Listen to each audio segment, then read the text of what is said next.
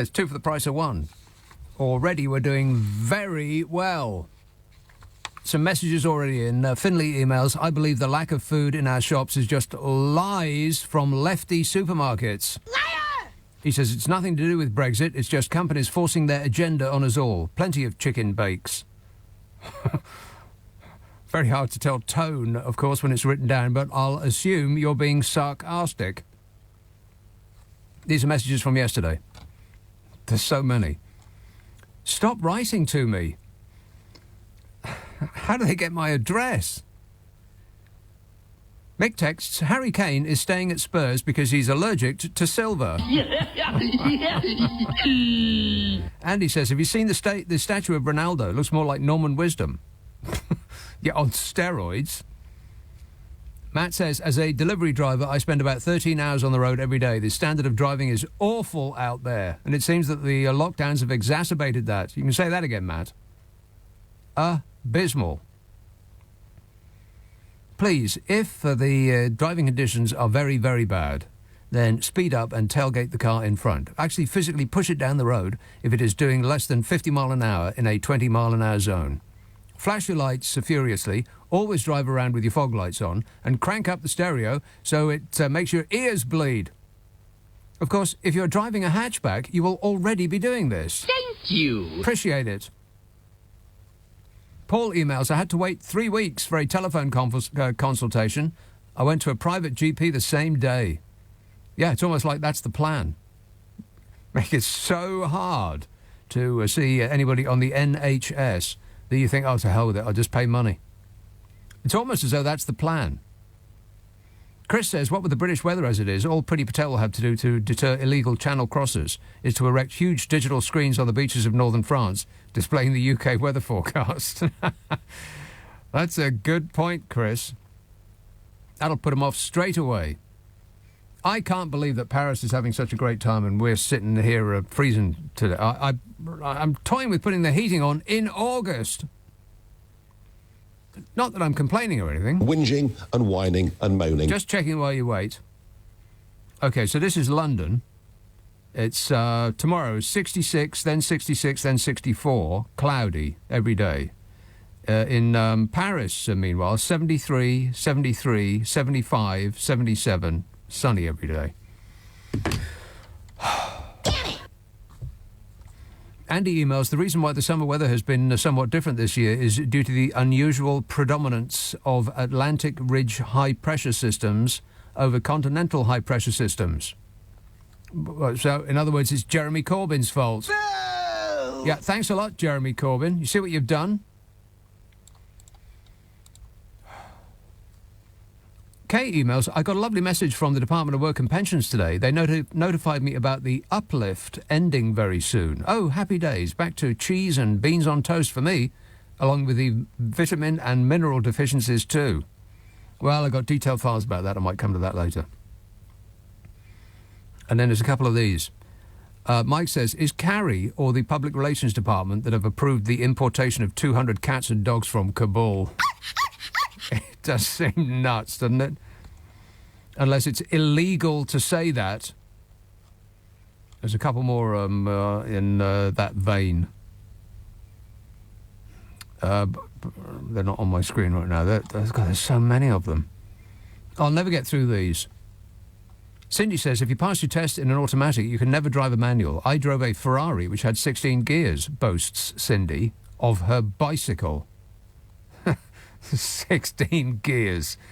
Do me a favour. Cars ain't got 16 gears. They got one. Forwards. That's it. Sue says, I love maps and have a collection of the cities that I have visited. I always have a UK map in the car and looked at it earlier to organise a trip next week. I taught my son how to read a map. It's a really important skill. Well, you can shove it, Sue. I've got apps for that. Jimmy says, I don't blame Boris or the government for the NHS. I blame the people for getting ill. Well, that is a good point, Jimmy. Stop getting ill, people. Jay says, my daughter has recently passed her driving test. As part of the overall test, she had to use satellite navigation. I've been driving for over 20 years and I've never, ever used a sat-nav, says Jay, who left home 3 years ago to go to the shops and has still not been able to find his way back.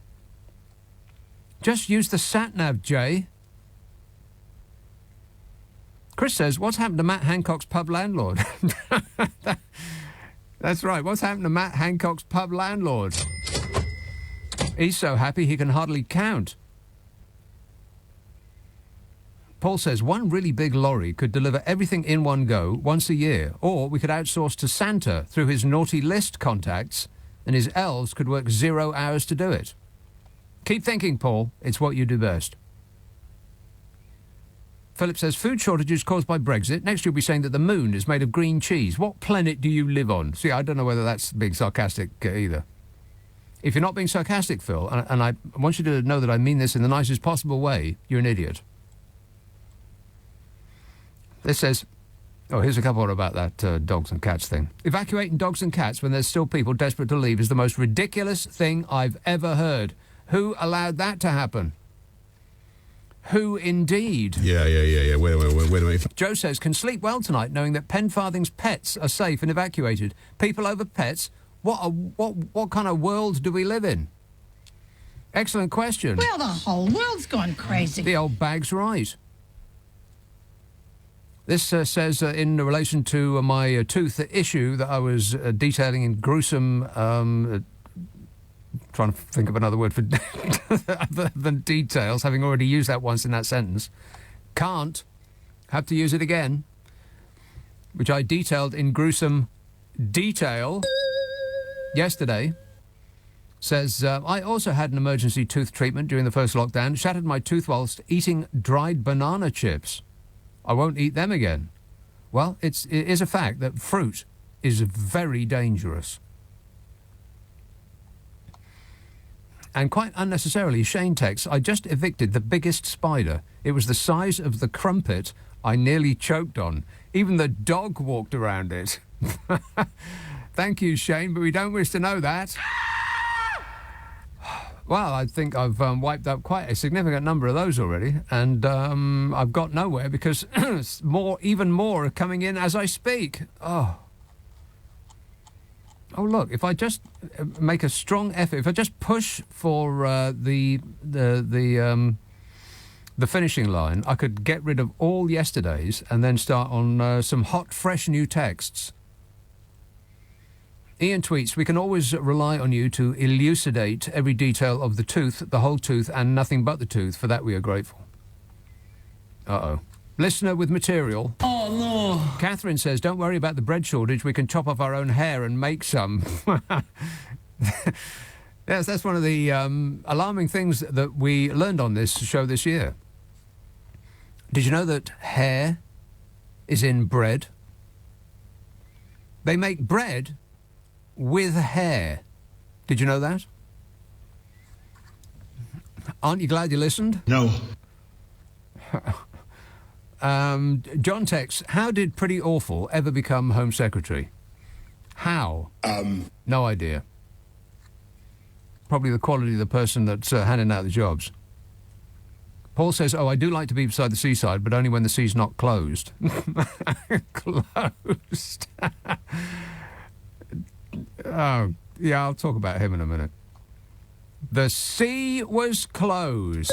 You know, like seas often are. They drained it for cleaning.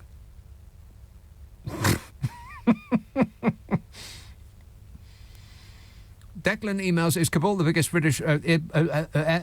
what? Is Kabul the British... Oh, never mind. I've tried it twice, I can't do it. Mike says, you now get a section of your driving test, which is called independent driving. It's 20 minutes and your examiner tells you to either follow signs or a sat-nav to get to a local landmark. Or, you know, wherever you want to be. Just slip your mind into neutral and float downstream. Just wherever it takes you, man. Abdullah tweets, I agree with letting people out at side roads, but only if it's hard to pull out. If there's no one behind you, please don't slow down to let me out. It's quicker for you to just go past instead of slowing down and making a is he letting me out standoff. Yeah, and let me reiterate, If there is somebody desperate to get out and it is safe to do so, then just let them out of a side road. I mean, that's just good manners, isn't it? Be polite! Unless it's a Bentley, in which case it might be Steve Allen, so leave him there.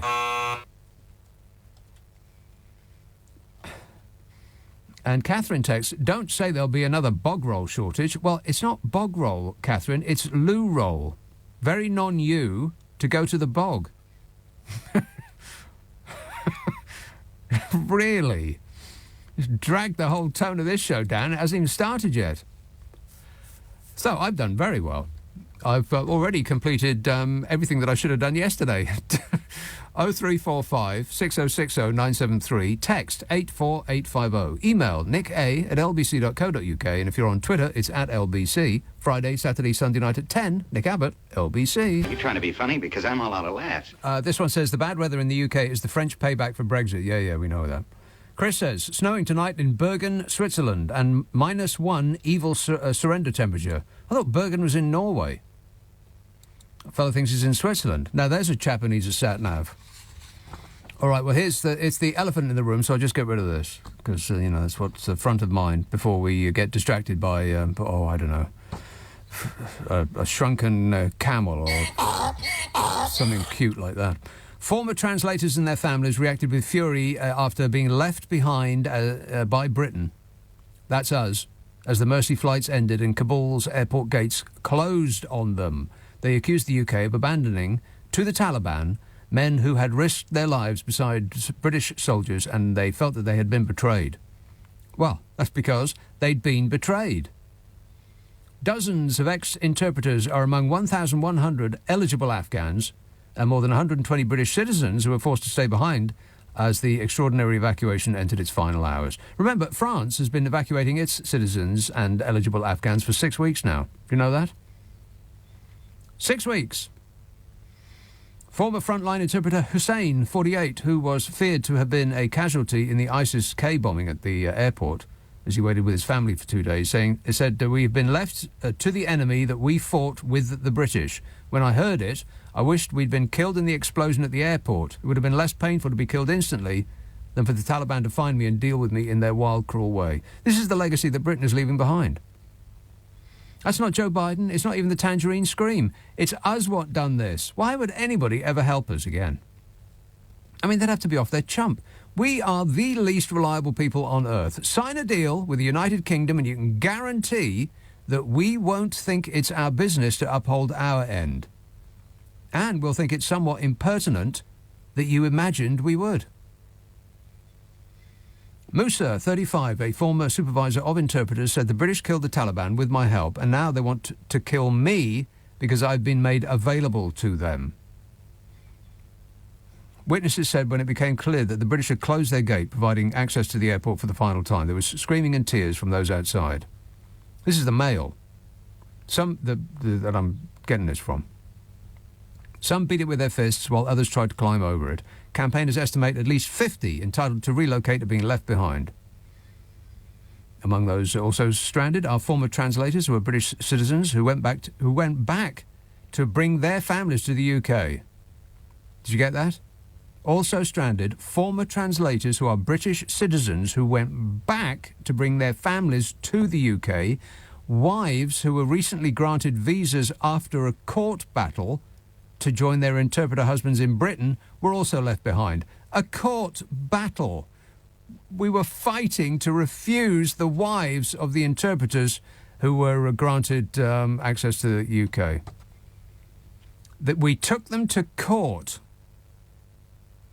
Shame piles on shame. And Bodger and angular, tetchy humanoid Dominic Deck-Chair-Raab went to the Foreign Office. Did you see that? Cameras in tow, of course, for a photo opportunity. Bodger showed up, looking like he was the entertainment for a child's birthday party. And he'd slept in a skip. And actually said to one of the people working there, "Paw! Paw!" He said, "Are you the guys inundated with all the emails from everywhere in the world saying, please help my son, mother in Afghanistan? I've had a few of those." Okay, first off, are you the guys inundated with all the emails? He doesn't actually have any idea what the Foreign Office does, and he used to run it. What? Second, inundated means overwhelmed, as in can't cope, as in people who should be at the top of his to-do list. But instead, the top of his to-do list was, as ever, getting himself photographed in someone else's place of work. Third, that dismissive, I've had a few of those. You know, like there were emails from Uber saying you have £5 towards your next cab ride. Oh, yeah, I get those all the time. You know, people are desperate for me to save their lives. Oh, it's just so many. I just bulk delete a lot of them. God, he's so out of touch with normal human emotions of empathy and concern that he actually thought that a video of that exchange was a good thing to have sent out to the public as an example of him rolling up his sleeves and pitching in. Frankly, I'm embarrassed. I mean, at this point, if I were asked by a foreigner where I come from, I think I'd boot it and say Canada, eh? How the hell has this happened? How do we spend more money than every other country in the world except for 5 on our military, and yet we seem incapable of doing anything with it? We're the 5th biggest spender on military kit in the world. It goes US. I mean, the US just spends a preposterous amount of money on their guns, but, you know, they do love their guns. They love their guns and Jesus. Which is a pretty weird combination, isn't it, really? Guns and Jesus. Oh, and money, of course. Weirder and weirder. And then China. China spends a boatload of money on guns and weapons and things that go bang. And then India, and then Russia, and then us. Why?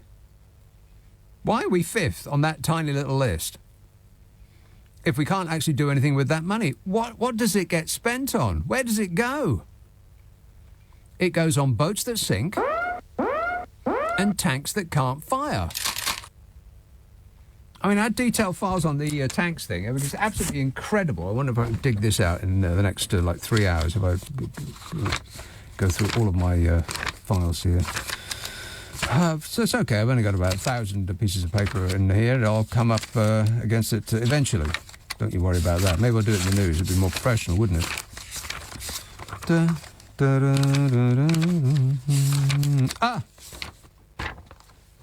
Tanks. This is an example of where we're at in this country. I think this country needs adult supervision. We've got new tanks. Lots of them. It's a major government spending initiative, and as you would expect, it's gone very well. While trying out the latest high-tech vehicles, the noise and vibrations that members of the British Army trials team were subjected to were, quotes, insufferable. Had the test drives not been stopped, the damage they suffered would have become permanent. These are the tanks that we've just bought. Some of them reported back spasms and joint pain or swollen ankles. Others, a constant tingling in their hands and feet. Still more emerged reeling from acute hearing loss and nausea. But apart from that, how were they? Oh, fabulous. Oh, my God. We can't get anything right. There were concerns about vibration white finger syndrome, where fingers and toes suffer blood circulation loss and can go white and numb. As it was, more than 30 of the men required medical treatment from just trying out our new tanks. An armoured vehicle so unwieldy it can't fit into transport aircraft. A light tank that has cost billions yet could be scrapped before it enters service, and is set to become the most expensive procurement failure in Army history, which is probably a pretty vertiginous list. The scandal of the armoured vehicle's glaring problems raises concerns about the government's procurement process. Well, I think that ship sailed. Concerns about the government's procurement process. Get Dido Harding on the phone and we'll ask her about it. Her people aren't picking up? The scandal of the armoured vehicle's glaring problems raises concerns about the government's procurement process and why ministers were not alerted to the difficulties but instead continued to write huge cheques. Huge cheques! See, all of this money, this $59 billion that we spend on the military every year, it just doesn't disappear into thin air. Somebody's getting their hands on it. Somebody's getting their hands on it. I mean, we're not buying bullets, and we're not employing people, because the number of people that we're employing around our military has nosedived under the present administration, who seems to be the opposite of the law and order party. They take away something like 21,000 police persons. They shut magistrates' courts. They shut police stations. They sack or allow to leave double the number of police support staff. The number of... wait a minute, I've got the details here. So much to keep in my mind. Running around my brain. Anyway, there's thousands of people have been lost from the Army, thousands from the RAF, thousands from the Royal Navy. It just goes on and on and on. Where is all the money going? Anybody have any idea? Anybody have a single solitary clue? They're continuing to write huge cheques, despite the vehicles that they're writing cheques for being totally unusable in every way, shape and form. In fact, you could put our army in those tanks and the enemy wouldn't need to show up. We'd defeat ourselves just by switching them on. I mean, it does seem to be the way of this administration. Embark on huge spending sprees despite experts' concerns and just keep on writing huge cheques for things that don't work.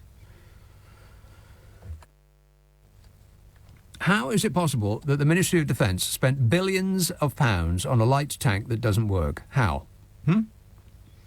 This government seems to be defended by spending billions of pounds on things that don't work, except for the people in receipt of that money, of course. For them, it works very well indeed. Thank you. Yeah, I'm sure you appreciate it. 0345 6060 973. Text 84850. Email nick@lbc.co.uk, and if you're on Twitter, it's @lbc. By the way, if you want to just put your mind into neutral and, like I said before, float downstream, then I do produce a podcast which is just concentrated funny. It's not got any of the concerns in the world. Don't worry about a thing. It's it's amusement from start to finish. It's from old shows, from before when the Invisible Menace had ever been heard of. I need a sat-nav. I lost my way halfway through that sentence. It's before from when the COVID virus had ever been heard of. Yeah, that makes sense. It's called the Nick Abbot habit. Ask for it by name on an internet near you. The Nick Abbot habit. Hey, look, it's 10:30. The news headlines on LBC with Zora Solomon. I just want to tell you all how happy I am to be back in the studio, making a picture again. It's a radio show, dear. Brett texts, there is a shortage of food. I went to the mini market next door to get Monster Munch, hot and spicy flavour, and they did not have them. The staff were very helpful when I complained. They even helped me out the door. Hot and spicy? Cereal? There's no such thing. Is there? This says, I am confused. Why is it that the last flight to the UK from Kabul has left when we are leaving 1,000 people behind? Well, the truth is that we've run out of fun-sized packets of peanuts and cocktail napkins, and we simply can't fly without them. So it's with a heavy heart that we have to leave those people behind. But we appreciate your service. Thank you. We'll send you a card. Bunny tweets, the more I see people, the more I love animals. Machiavellian humans, says Bunny. Presumably not a bunny rabbit. That's the assumption I'm making. I mean, if a bunny likes animals rather than humans, then I would get that. But if a person likes animals more than humans, I sort of get that too. I mean, pussycats, for instance, they're just so cute and funny. And dogs are so stupid that they would give unconditional love to their owner regardless of what a giant jerk they are. So, yeah, I get that. This says, I haven't eaten bread since last year. Well, I haven't eaten bread since this afternoon, so no. Should we talk about Extinction Rebellion? Extinction Rebellion activists gathered outside the Bank of England in the City of London in what has been dubbed a blood money march. The campaigners were staging a fifth day of protests that are due to last another week. You lucky people. And they are, at the moment, targeting all of London's financial institutions. No! The Impossible Rebellion organisers, that's what they're calling it, are calling for a halt to all investment in fossil fuels, which emit damaging greenhouse gases when burnt. They said, we've only just begun. We've only just begun. Started too high. We've only just begun disrupting the City of London. There's still time to join us today and the next day until this government start acting responsibly and stop all new fossil fuel investments, the group tweeted. Well, I hate to be the bearer of bad news, kids, but if you are waiting for the government to start acting responsibly, you might be in for a long wait. Extinction Rebellion posters daubed paint over the Standard Chartered headquarters and Guildhall building this week. They squirted it at them. The environmental activists also demonstrated outside the Bank of England and are planning another week of action. Samba bands chanted. Does a samba band chant? Some of them dressed as suffragettes, others pretended to be bankers and covered their hands in fake blood, with the aim of bringing about more awareness over investment in fossil fuels. XR co-founder Jael Bradbrook told The Guardian, it's one thing for a nose-ringed activist like me to call for change, but what we really want is people in the city to come out and say, yeah, we need to change course. Well, they will change course when there's a pot of money down that route. Dr. Bradbrook also hit out at a political economy that is hell-bent on economic growth. And that's when people start screaming, socialist! But if you think about it, it's as though we've been hypnotised into believing that the only thing that matters is ever greater profits for corporations. Other countries aren't like this. America is, and that's who we're following. But Europe, to my eyes, doesn't seem so obsessed with making money over everything else. I mean, look at French shops. Or German, or Luxembourgish, or Italian. They close for lunch. And they don't open on Sundays. I mean, I know we've got used to shopping at all hours, but their way of life is more relaxed. It's more to the rhythm of the people working there, and so they have a better way of life. This frantic chasing of the next pound isn't doing us any good individually. It just makes for ever greater profits for the biggest companies. I mean, it's not actually in our own interest. If it was, then we wouldn't have had wage stagnation for pretty much every year since the 1970s. And the wealth that we do create wouldn't have gone to the already richest in society. I mean, the income gap has done nothing but get wider since the 1970s. Pretty much all the wealth that's been created since then has gone to the people who already had a boatload of money. All of the rest of us have got nothing. I mean, income for the middle and lower economic groups has slowed, while the income for those at the top of the distribution went ever higher. I mean, we know this, and yet we keep like we're on a treadmill. The share of the wealth held by the top 1% rose from 30% in 1989 to 39% in 2016. This is not income. That's not where the money is. This is wealth. The wealth held by the top 1% rose from 30% in 1989 to 39% in 2016. The share held by the bottom 90% fell from 33% to 23%. Let's let that sink in for a minute. So, what year is it? 2021. So over the last 30 years, the top 1% have increased their wealth by about a third. The bottom 90% have decreased their wealth by about a third. I mean, what this way of running our lives, this constantly slaving, just about getting by, has meant is that those at the top have got ever further away from the vast majority of the rest of us. And yet we still support this system as though there is no alternative. And in fact, we're so well trained that anyone who says any of these things that I've just said is yelled at as a communist or a Marxist or any of those other ist words that you can think of. And in all of Europe, the worst is the UK.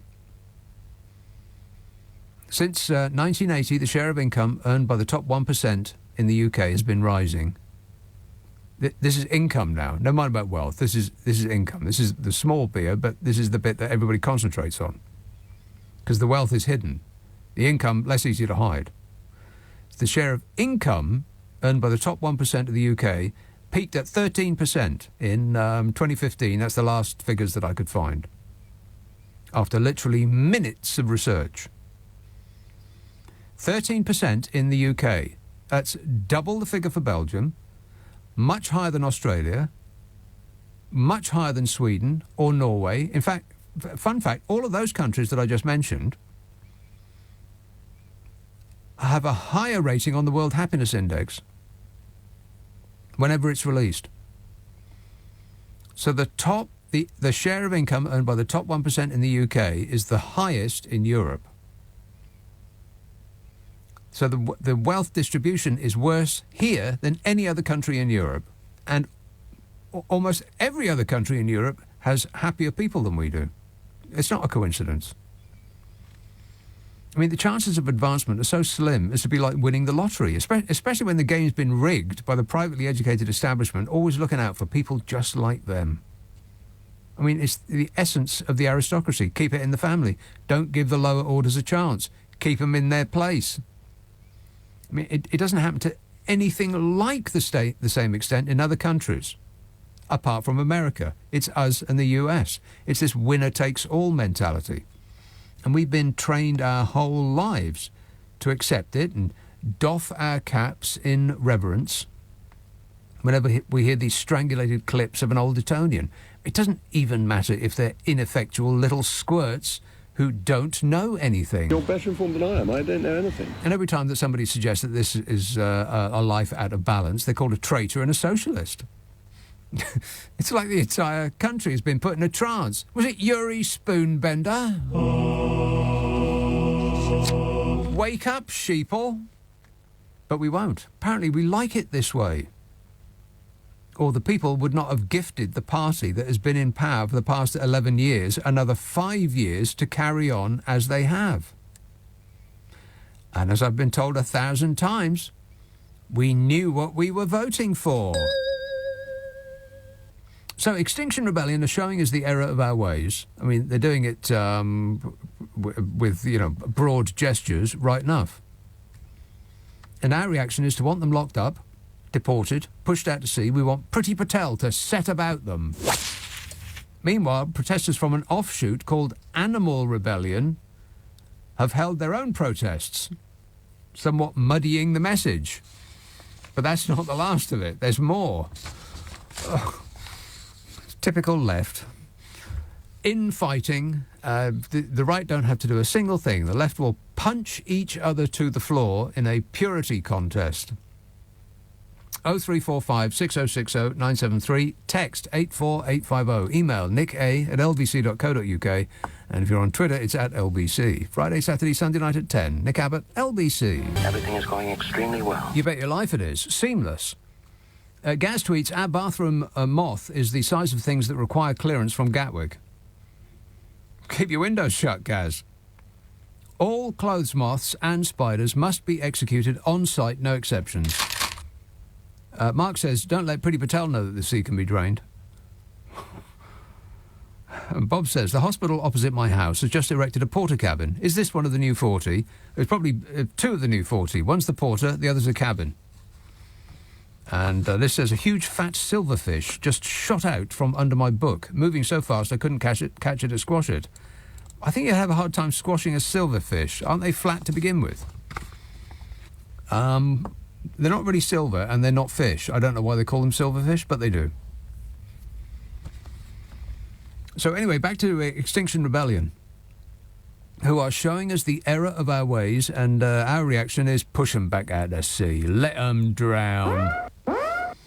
Meanwhile, like I said, protesters from an offshoot called Animal Rebellion have held protests this week, somewhat muddying the message. People on the left will always find a way to screw it up, and now we've got competing factions vying for publicity at the same time. Animal Rebellion, an offshoot of the climate change group, They set off from Smithfield Market in Farringdon, where they held a rally for speeches before parading through the city. Protesters included, but were not limited to, members of the groups Defend Direct Action Animal Offensive and Camp Beagle, as well as members of a second Extinction Rebellion offshoot, Ocean Rebellion. Oh, fabulous. There's a second Extinction Rebellion offshoot, Animal Rebellion and Ocean Rebellion.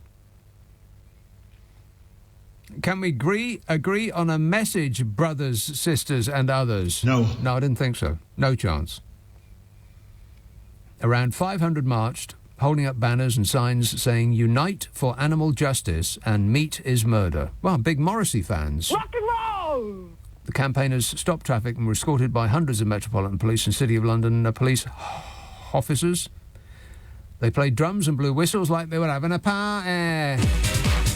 And you'd think that the people of this country would be all in support because, I mean, we've shown more concern for a bunch of rescue pets in Afghanistan than actual Afghans who helped us, than we've left behind. But you would be completely wrong about that because these aren't the right animal activists. They're not ex-army types trying to save pets. They're tattooed hippies with rings in their noses. Lock 'em up. Protesters included the environmentalist Tim Bailey. They stopped outside central London offices of agricultural company Cargill with hundreds of animal rights activists sitting down in Queen Victoria Street. This next bit had me chuckling. Mr. Bailey, environmentalist Tim Bailey, told the crowd, "We're outside Cargill today, a company in good part behind a massive expansion of broiler units and animal slaughter across Herefordshire and Shropshire, making those counties the capital of chicken abuse."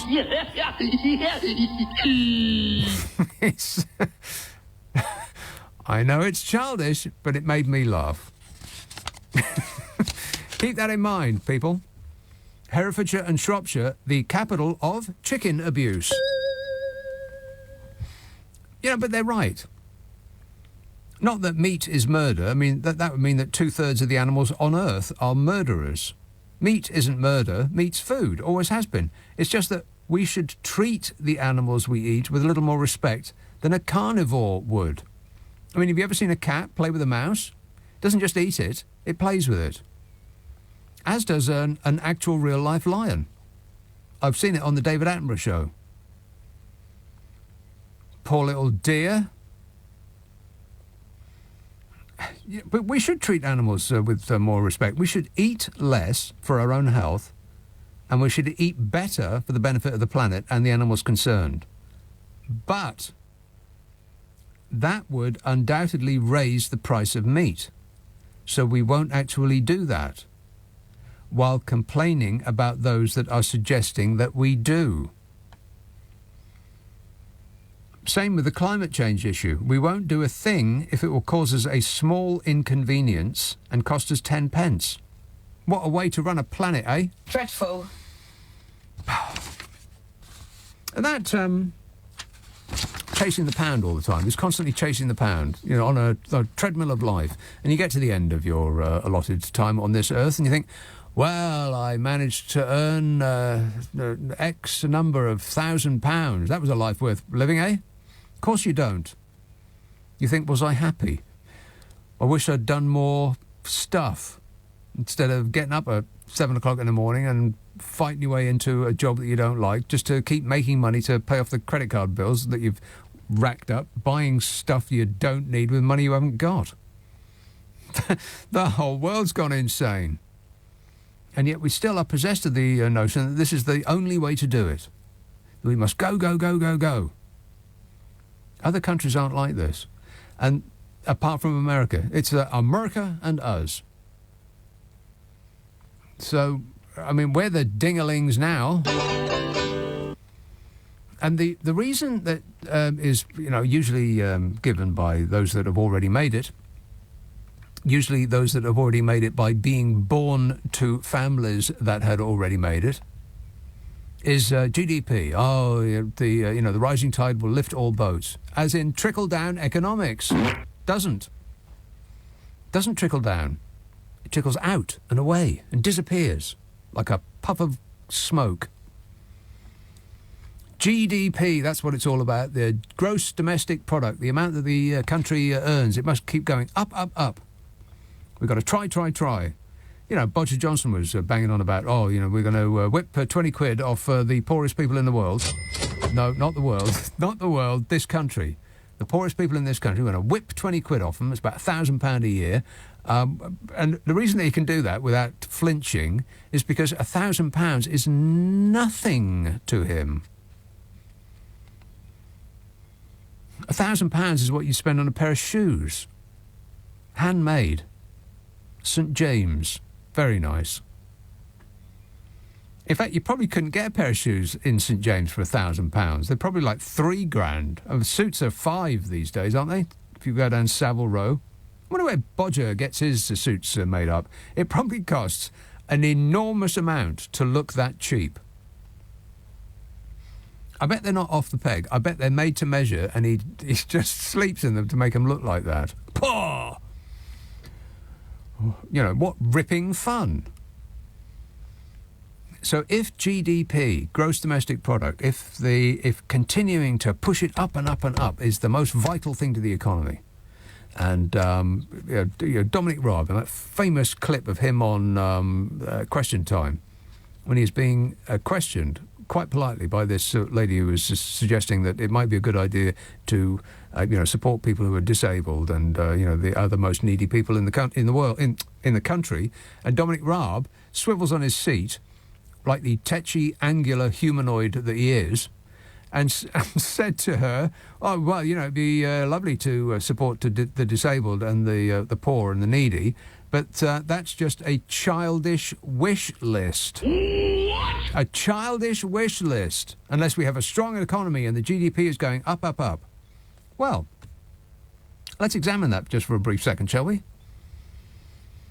GDP growths in Europe. Where do you think we come? After all that effort, after all that concentration on, nothing but profit. Well, Ireland are first. This is for 2017 into 2018. The last figures before you-know-what came around and screwed it up for us. Ireland number one, then Armenia, then Romania, then Turkey, then Poland, then Malta, then Monaco, then Slovenia, then Estonia, then Georgia, and Latvia, and Serbia, and the Czech Republic, and Montenegro, and Hungary, and Moldova. This is from the highest GDP growth rate to the lowest. So we're at 16, Moldova.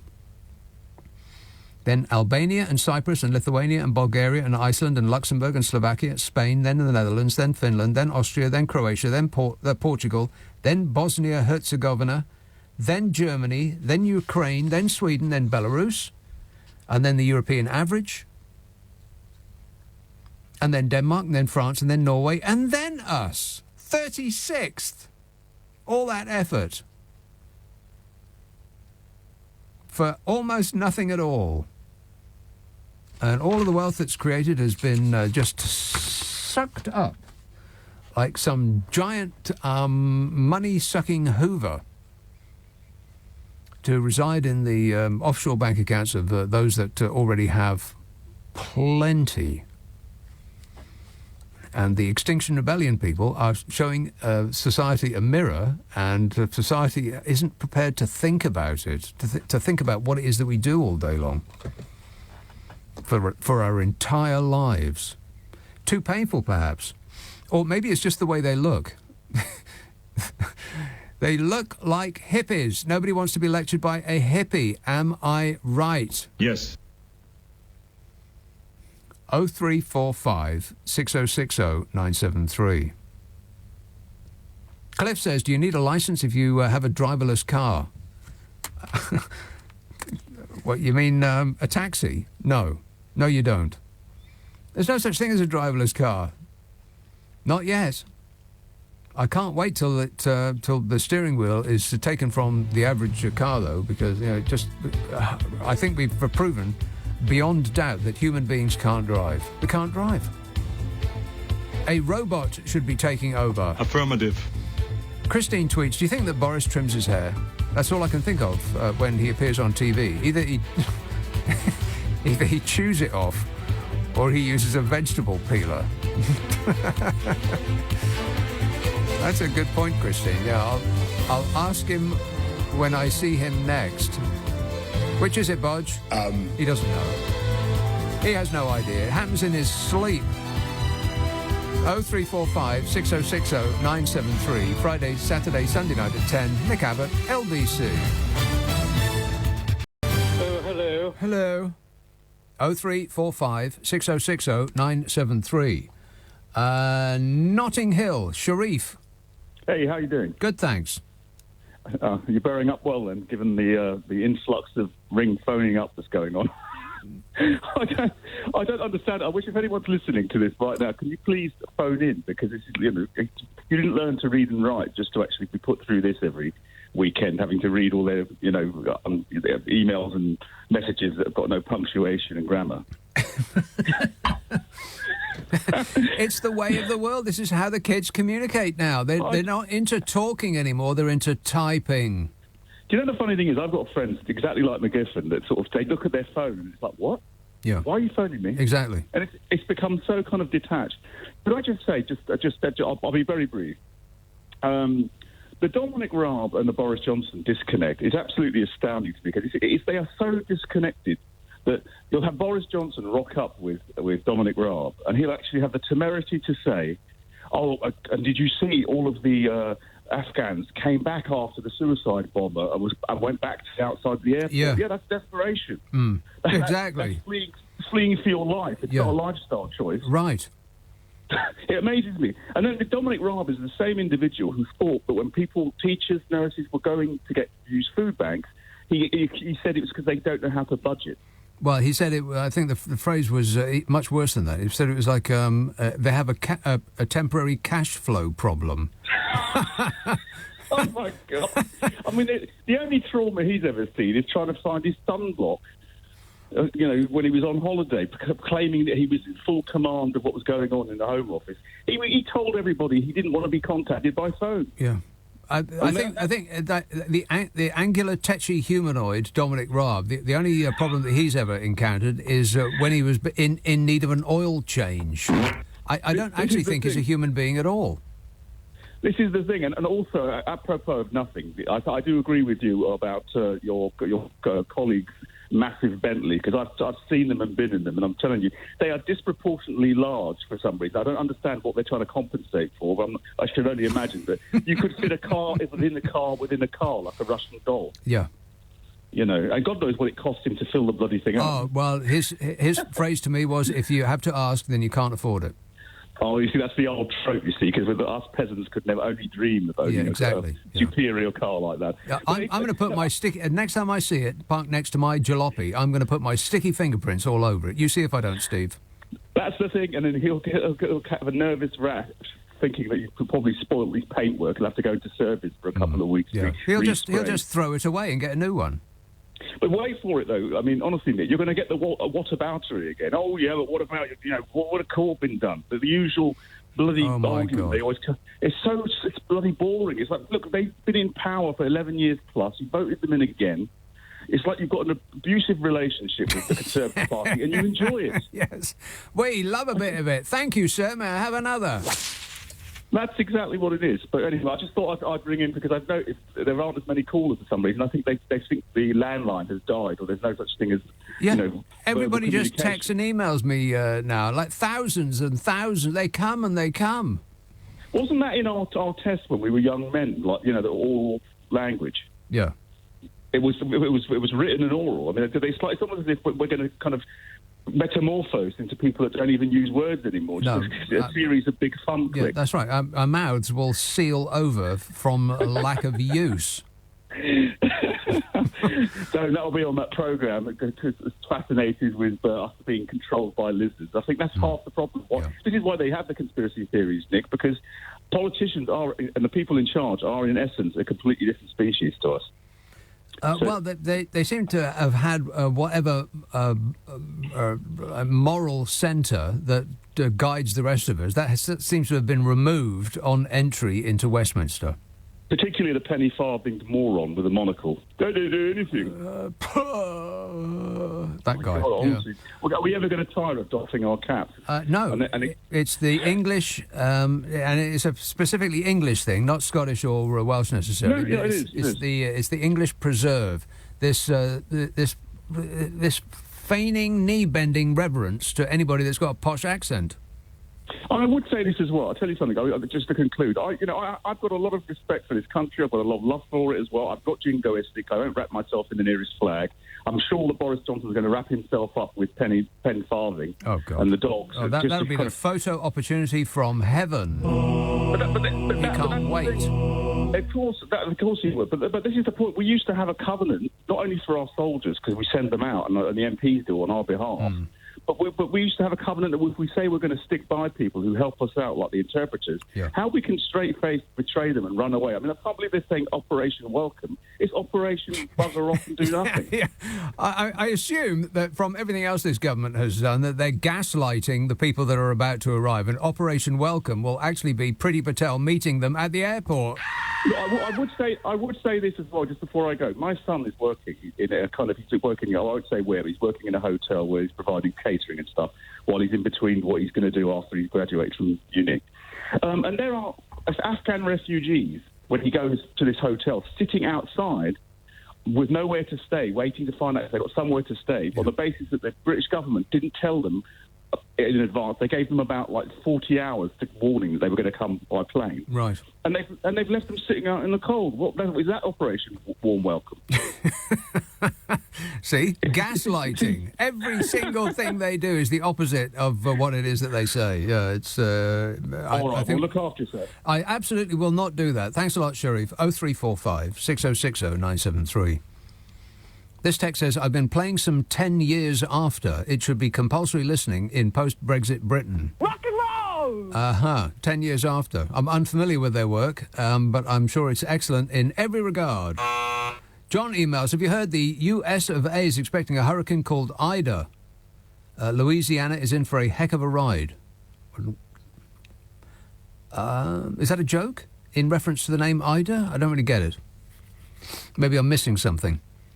Yeah, another hurricane called Ida. But, if you're an American and don't believe in science, it's just weather. Got nothing to do with climate change, just weather. It's just wind. And you know who knows a lot about wind? I know a lot about wind. I know a lot about wind. I know nothing. Yeah, it's more believable. Tim text, didn't Bozo once compare himself to the reckless mayor in Jaws, trying to keep the beaches open? And now Raab is saying the sea was actually closed. How can we trust Bozo again? Why would anybody do that? Why would anybody on earth trust this government? Why? Why would you do that? Based on what? We sign a deal with the European Union that we didn't read, and instantly we ink it. We want to rip it up and act as though we've signed a completely different deal. And we ask people to interpret for us at great risk to their lives, with the implication, either written or spoken, that we will take care of them in the end, should the need arise. And we disappear and leave them all there. Wow. Why would anybody trust us again? Ever? It's just embarrassing. I mean, apart from it being shameful and awful and horrific and all of the rest of it, it's just toe-curlingly embarrassing. Watching Bodger Johnson and angular, tetchy humanoid Dominic Deckchair Raab look totally lost in the Foreign Office, as though they had no idea why they were there or what the people in the Foreign Office were actually doing. Oh, you of those people who get those emails from all over the world, from desperate people who are saying, please save us? Yeah, I get those as well. By the time I saw that, 1 million people had seen it. And I would imagine that something of the order of 48% of those 1 million people voted for Bodger Johnson. Are you beginning to feel as though you've been had yet? No. No, of course not. Digging their heels in ever harder. Oh, he's doing his best.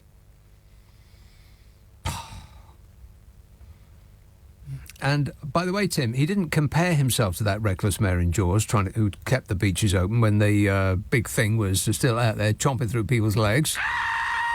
He said he wished he was, as in he was his hero, the stupid mayor in Jaws. I mean, that's a sign, isn't it? Warning, warning. Exactly. Derek texts, the group that carried out the attack at Kabul airport, ISIS-K, sounds more like an Afghan breakfast cereal than a terrorist organisation. Well, maybe it's a bit too soon for that, Derek. ISIS are splitting into factions just like the Extinction Rebellion people, the Pink Boat people. They can't agree on a single solitary thing. Are we playing samba or techno these days? We can't decide. Let's all have a vote. Jazz hands only. Don't shout. No yelling. And definitely no clapping. That's right, Al. No making a noise. 0345 6060 973. Text 84850. Email nick@lbc.co.uk. And if you are on Twitter, it's @LBC. Friday, Saturday, Sunday night at 10. Oh, and Monday night this week. LBC. I really like you. Do you like me? Like you, I-L-U-V, love you. Bill texts, do you realise that British forces could not stay in Afghanistan on their own? No, I don't realise that, Bill. Why not?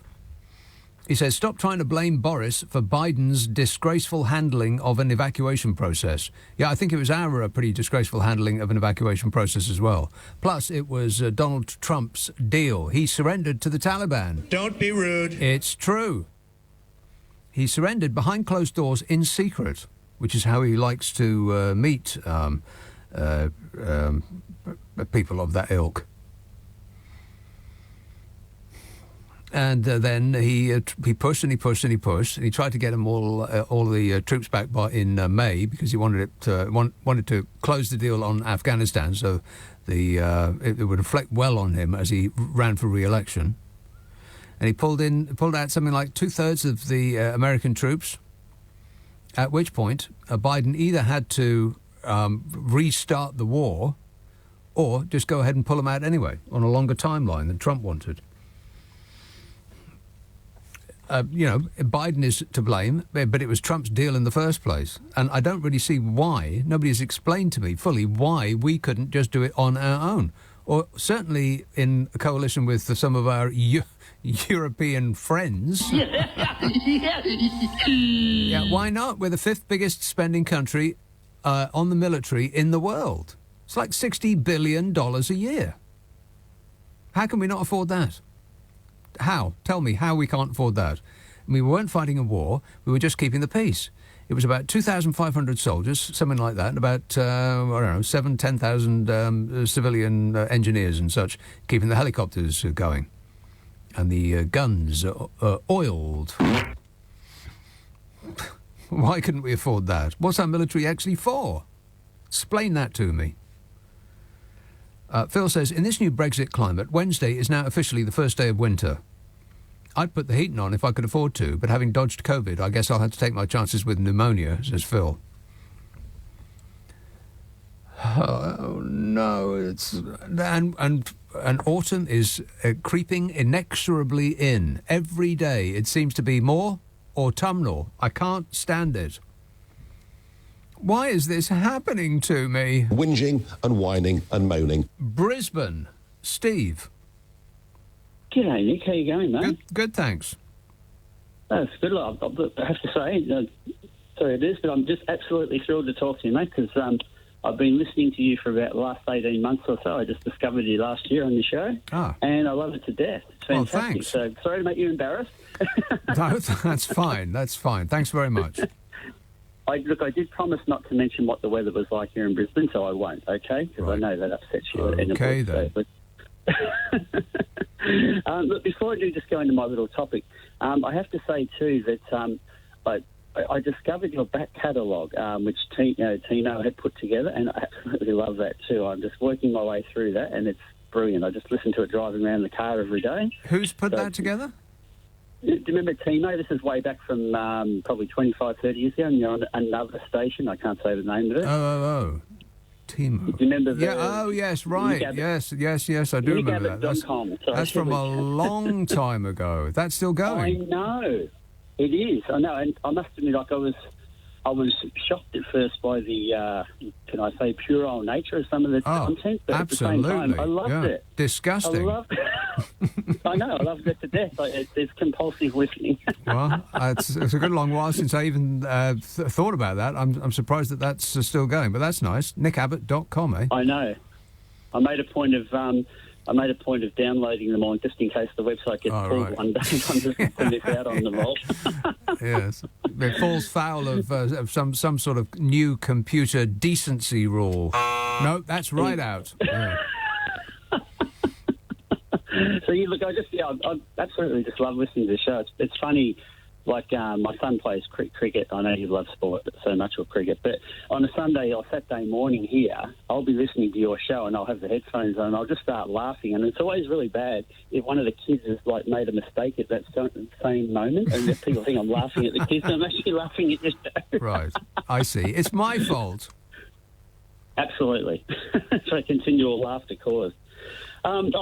I can matter about my, about my subjects, but the main thing was, really, I just wanted to say hi because I've just enjoyed the show, so much. Well, that's very nice of you, Steve. But what was it that you actually called about? Well, was that really? But no, it was with Afghanistan, with what you were talking about. Right. I mean, look, our government hasn't exactly covered themselves in glory either when it comes to returning interpreters and what have you. Yeah. So don't feel that you're on your own there.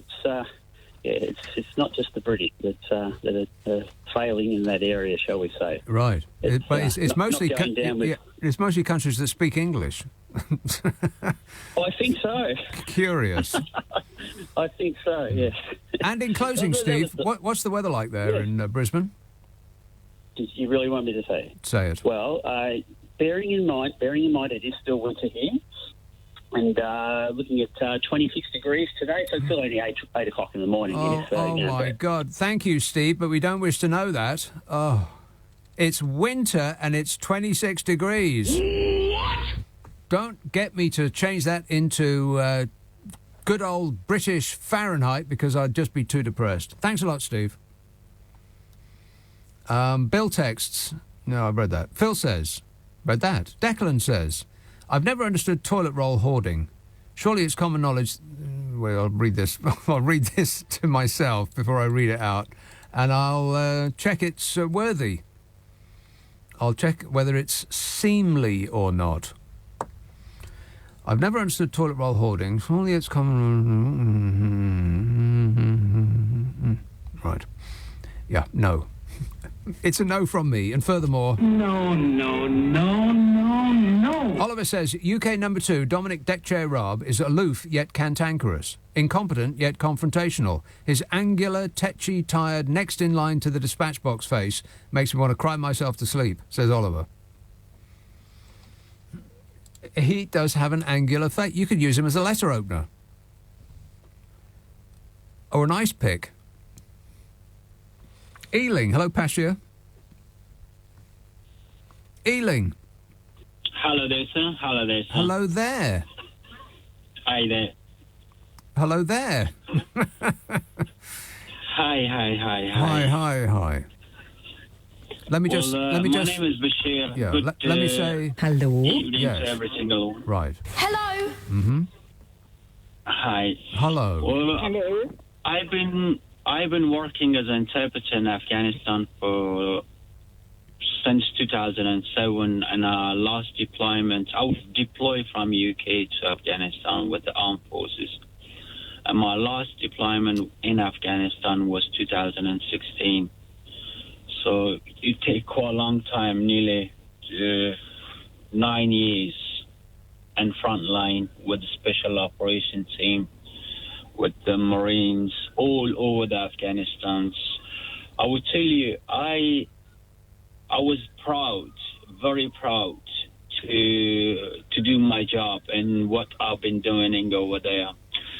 The proudness was saving people's life and saving my colleagues' life and saving the soldiers' life. And I was the breach, and I was the good breach, actually. I was the only a person in Afghanistan to speak directly, have a dialogue directly, and give a counseling to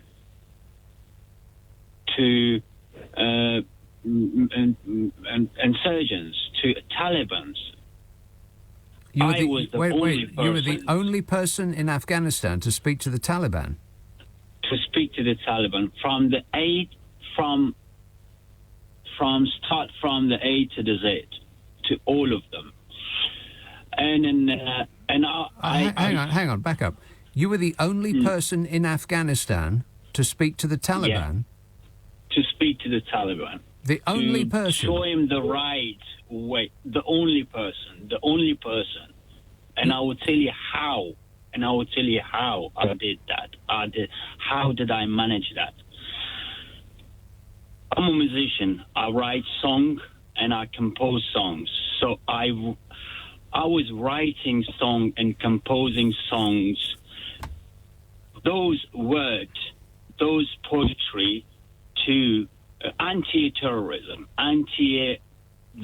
reprogram those suiciders, which is they've been ready and they've been trained. And I was doing in music. I start communicating with the Taliban fighters through of the music. With music, yeah. I thought they were against music. Well, yeah, they are against music, but I find the way how to do it. If it is something catchable, if it is something very nice, if it is something beneficial, it doesn't matter. But someone will listen to the music on private sites. So the Taliban put their headphones in to listen to your music. Yeah, even they've been listening to my music inside the madrasa. I have the messages, which is they send you. I got message from the family saying we've been working with our son for nearly 3 years to get him out from this field, but we couldn't do it. We couldn't manage. But for your 5-minute song, they changed my son's route. They come back to normal. And we appreciate what you do and carry on the magic of music. What you do. Yeah. Okay. I'm borderline. I don't know which way to go on that one. But I wish you all the best there, Pashir, and thank you for the music. The songs you're singing. This says, in the Titanic days, it was kids plus women first. Today, it's luggage plus animals first. Is something going wrong? Yeah, I think we've taken a wrong turn somewhere. Ricky says, the reason that they've all gone out to bring the pets back instead of actual humans is so that the custard hippo can have a photo op with a scraggy dog and a maned cat. That is going to be all over your papers probably for a week. I mean, he's just going to put out picture after picture after picture of him cuddling some panting dog. It's going to be excruciating. The Bodger pet photo op is on. Paul says, imagine there's some hospitals. It's easy if you try. 0345 6060 973. Text 84850. Email nick@lbc.co.uk. And if you're on Twitter, it's @LBC. Friday, Saturday, Sunday, and this week, Monday night at 10. Nick Abbott, LBC. It's 11:30. The news headlines with Zora Sullivan. Is a failure to communicate. Communicate by the magic of music. Works every time. Steve texts, did you know that the letters in the name Dominic Raab make anagrams of mid-air bacon and also barmaid icon? Well, that is educational, Steve. Jeremy emails, I think a NATO force needs to go in now and take over Afghanistan, occupy it until everyone who helped our country is taken out, destroy those weapons the Americans left, and then pull the military out safely. Yeah, right. Tesla. We're getting an email from a car. It says, at least we have not left the Taliban with any good equipment. Well, that is a relief. No, we've left them boatloads of good equipment. It's just, would they be able to operate any of it? They probably won't be able to fly a helicopter. I mean, look at them. Look at them. I think most of them haven't got around yet to inventing the wheel. Give them time, though. Tooting. Hello, Jan.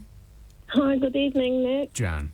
Hi, thank you for having me on your show. Thank you for being on my show. It's a delight to, to tune in. Yeah. So what I wanted to say is, I don't know if you've heard of it, but I found out about it now, and today's the last day, so you can't, and I can't, no one can enter into it now because today's the last day. So you mentioned about other European countries being happier than us in Britain. Yes.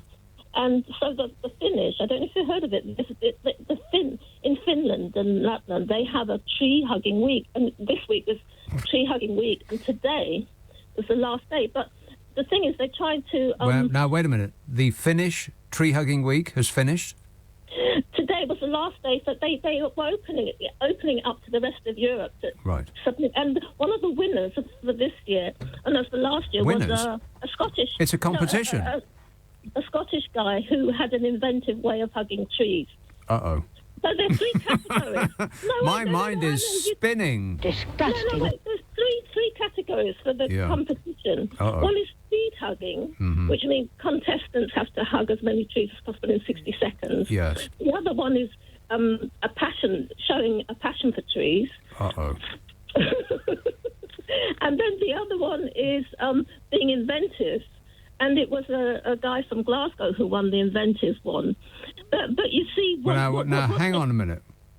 Yeah, what do you... Wait a minute. Yeah. I'm sorry, now, hang on a minute. Just pause. Take a deep breath. Stop speaking. Oh, gosh. Now, grip onto something firm, everybody, because I'm going to have to ask her what the inventive way of tree hugging was. Hey, Jan, what was the inventive way of tree hugging? This was in Thursday's Times, the article. I had to keep it. It made me feel quite happy, really. Yeah. What's he doing? He was... they got a photo of him there. He's doing a headstand, and... I knew you were going to say that. He was doing it upside down. Yeah, and he's backwards. He's got his legs... around the tree. Yeah. He's not having it with his hands, with his legs. And you read that in the Times? No, it's tree hugging week this week. Yeah, you read that in the Times. Yeah. They well, you know what they have to do to make the Times? They have to execute the trees that have just been hugged. Oh no!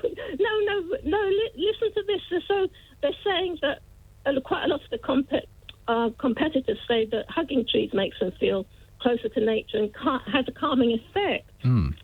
And they opened it up to the rest of the world, actually, this year, because of lockdowns and things. And they have people from all over Europe. But you know what? Trees are people too, you know. So I wonder if people interfering with trees has a calming effect on the trees, or whether they're thinking, oh, my God, it's that week again.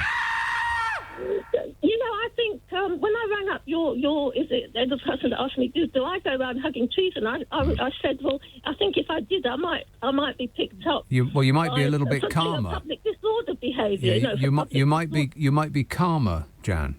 I might be calmer, but I might be picked up by one of Priti Patel's people making a public disorder. Yeah, for interfering with the foliage. Yeah.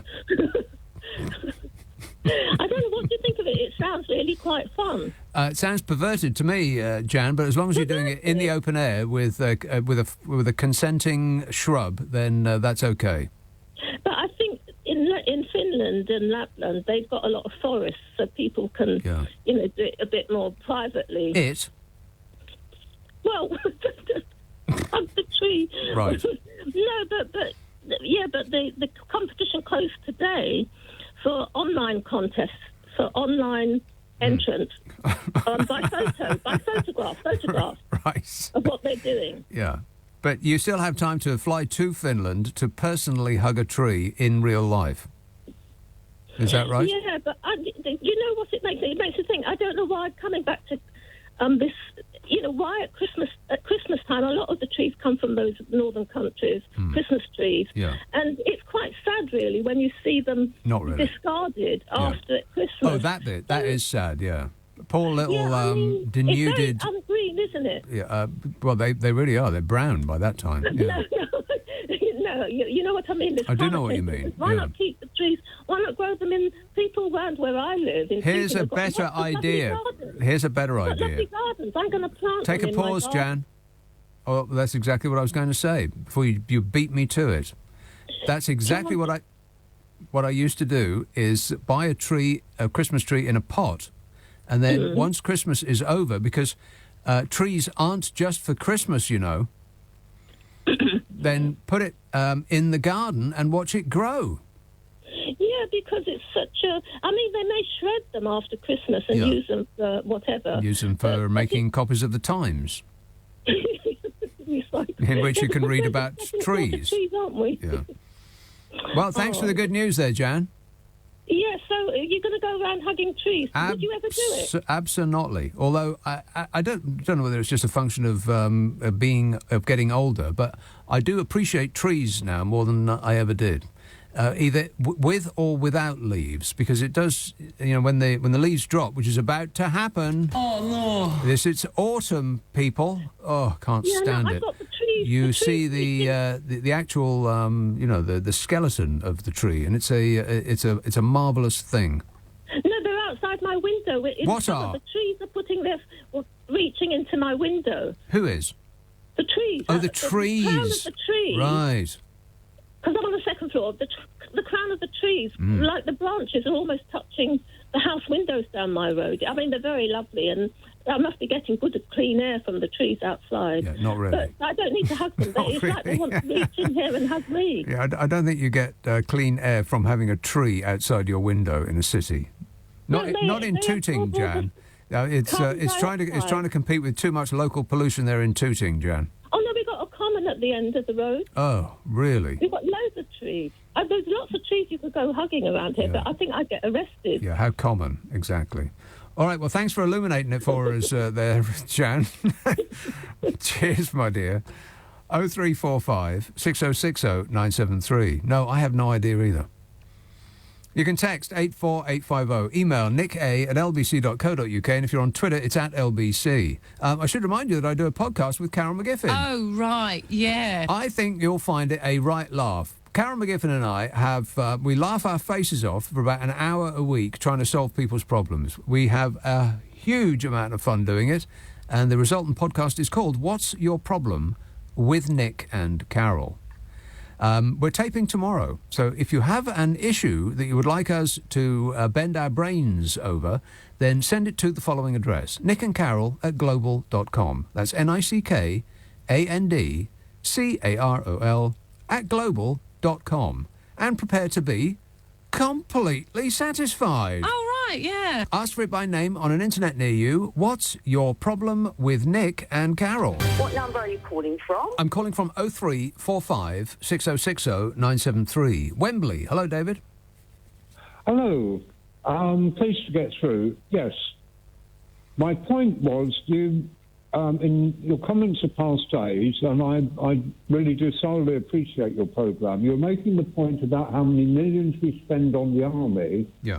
And what are we actually getting for it? Right. Now, I am going back a long way, but I am 72. 72 years old. In the late 80s, early 90s. Hello? Yes. Yeah. There was an announcement in the press and the news that for the first year since the end of World War II, our forces weren't engaged in some action abroad. But most of this we never heard about, like Bosnia, Cyprus, keeping the peace. And I wondered whether, but I may have heard you wrongly, you may be saying, surely with this amount of money that we're spending, we could keep a force in Afghanistan. Yeah. About 2,500 people. That's it. Yeah. Would you know, I'm not expecting you to, whether we are actually in action anywhere else in the world? at the moment? Because I don't. You don't know, or you don't think so? I don't. I'm not an expert on it. Well, I'm not an expert on this or anything else. But no, I don't believe that we are currently engaged in any other wars. Right. Apart from with the evil European socialist superstates. Yeah. Because we used to be stationed in Germany. Yeah. But I don't know if... that was the only point I wanted to make. Right, well, we're not actually at war with Germany, but we may have some of our troops there. Not sure. Don't know. Doesn't really matter. I just wondered. But I also personally... I've known a number of people in the army, but I've been out of touch with them for a long time. I would wonder if a force of 2,500, had the Taliban had it in mind to invade, would be able to repel them. I mean, our soldiers are world-renowned. Our tanks might not be. No. But our soldiers are world-renowned. Yeah. I believe. Well, like the German soldiers and the Israeli soldiers and the French soldiers and the Italian soldiers and the American soldiers, and they're, all soldiers are soldiers. Ours aren't some sort of superhumans. They're not special in any way, shape or form. They're just soldiers, like everybody else's soldiers. Yeah. I've known a few, but they when you say are known, prejudiced towards their own force. Yes, I get your points. Right. Yeah. Okay.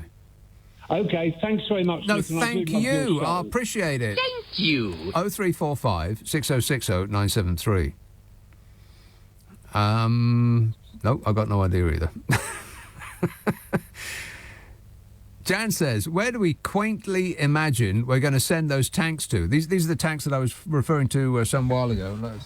I have the detailed files. I think I've thrown them on the floor now. One moment, please.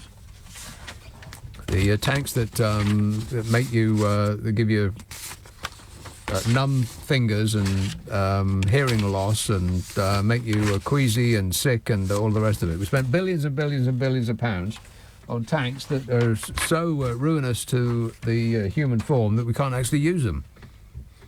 More money well spent. And Jan says, where do we quaintly imagine we're going to send these tanks to? We're an island nation with no boats. Good point, Jan. That's right. What do we need tanks for crying out loud? Tanks. We're always fighting the last war. In fact, we're still fighting World War II.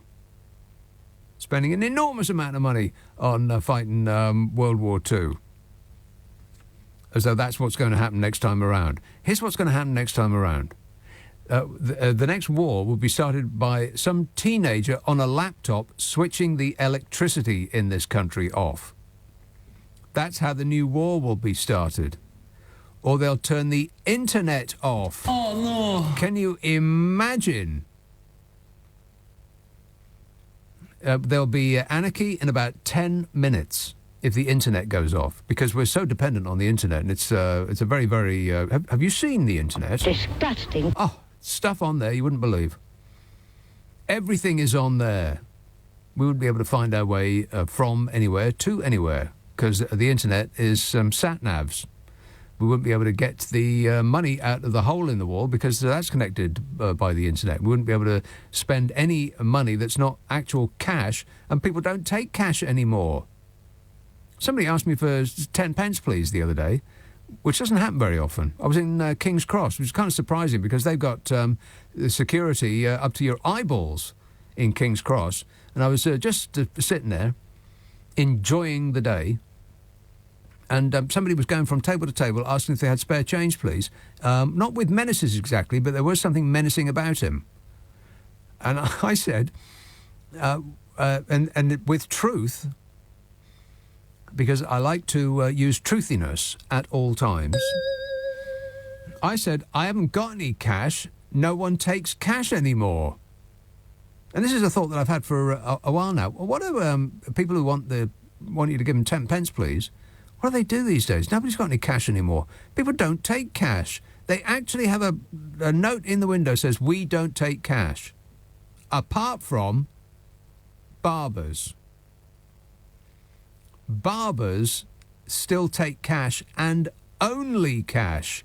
You can't pay with a credit card at your barbers. And it's not just the one that I ordinarily go to, because I've seen this here, there and everywhere, baby. Barbers don't take cash. No, they only take cash. Now, why might that be? Is it a giant money laundering racket? Barbers. I suspect that there may be something in that. I wouldn't be remotely surprised if one person with evil on their mind owned hundreds and hundreds and hundreds of barbers, and they all do nothing but take cash, and the only way that you could figure out how much money they're actually bringing in is if you stationed yourself over the road and counted the amount of customers that go back and forth. But no one's going to do that. And so you just have to trust them that they're declaring all of their income.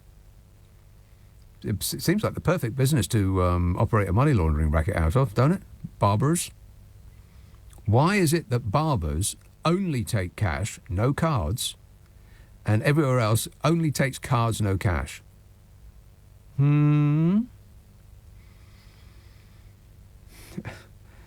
Roberta texts, where's the money gone on the world-beating track and trace testing system, God help us? Oh, as in, my comments some while ago about where does the money go on, all the military. Where's the money gone? Where's the money gone on all the police persons that they don't have to pay anymore? The 21,000 police persons that has disappeared under the Conservative administration.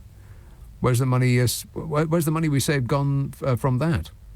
And the nurses, and the army personnel, and the RAF, and the Navy, and the police backstage crew, and the people that used to run the magistrates' courts that have closed. Where's all this money gone? I mean, we're up to our eyeballs in debt, and it goes ever upwards, regardless of COVID. It was going upwards regardless of COVID. After 10 years of austerity, we owed more money as a country than we did before.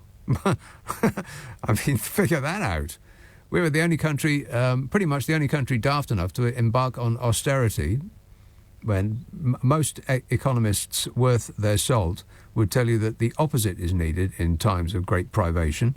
You don't want to pull the purse strings closed. You want to pour the cash all over us. That's how you get out of a recession.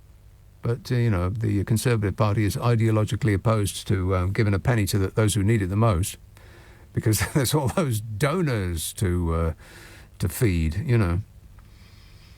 So we ended up, after 10 years of austerity, owing more as a country than we did before. How did that happen? Explain that to me, I double dare you. So where's the money gone, says Roberta. Yeah, on a world-beating test and trace system. And how... I hope that somebody's actually adding this stuff up, that it's not just, oh, well, it's gone, never mind, kind of attitude. Oh, well, it's just billions. It's just billions and billions and billions of pounds. Never mind, it is gone now. Don't worry your pretty little head about it. It's somewhere. Somebody's got it. Relax. I hope someone's taking notes. I really do, but I kind of doubt it. There'll be an inquiry, don't worry about that. There'll be an inquiry, and it'll cost £50 million and take 5 years, and we'll discover that lessons must be learned. I think this informs the smug attitude of the regime, constantly grinning, because they're getting away with it. It's staggering, really. I mean, you'd think that I was describing some sort of third world country. But it's actually happening here, to us. Roy tweets, I wonder if Deck Chair Dom got a refund for the sea being closed when he was on holiday. The sea was... He actually misspoke about that, because the sea wasn't closed. It's just that they hadn't built it yet. Oh, in the brochure it looked fabulous, but that was just an artist's impression. No, he got there and they hadn't actually built the sea yet. Yeah, it was under construction. He was very upset about it. He got a discount. Closed. Steve says, I work at a supermarket. Really? What's so super about it? He says, I work at a supermarket and we have an issue having stock delivered to our stores. The customers think it's the colleagues' fault that the stuff's not on the shelves. I've got detailed files about that as well. It's another Brexit bonus. Mike says, Boris's levelling up agenda is working just fine. We are now equal with the rest of the third world. Yeah, he didn't actually say what we were going to be levelling up with. That is actually true, yeah. That's his get-out clause. We didn't read the terms and conditions, but then nobody ever does. Have you read the terms and conditions? Yes, you tick, whereas the actual answer is... No. Not now, not ever, never. Of course not. Chris says, where have all the tinned pilchards gone? Nobody eats tinned pilchards. This is not 1940. What is a pilchard, anyway? And how did it become so tiny as to squeeze into a tin? This says, Bodger has let so many people down regarding Kabul. He needs to go and hide in his skip for a while.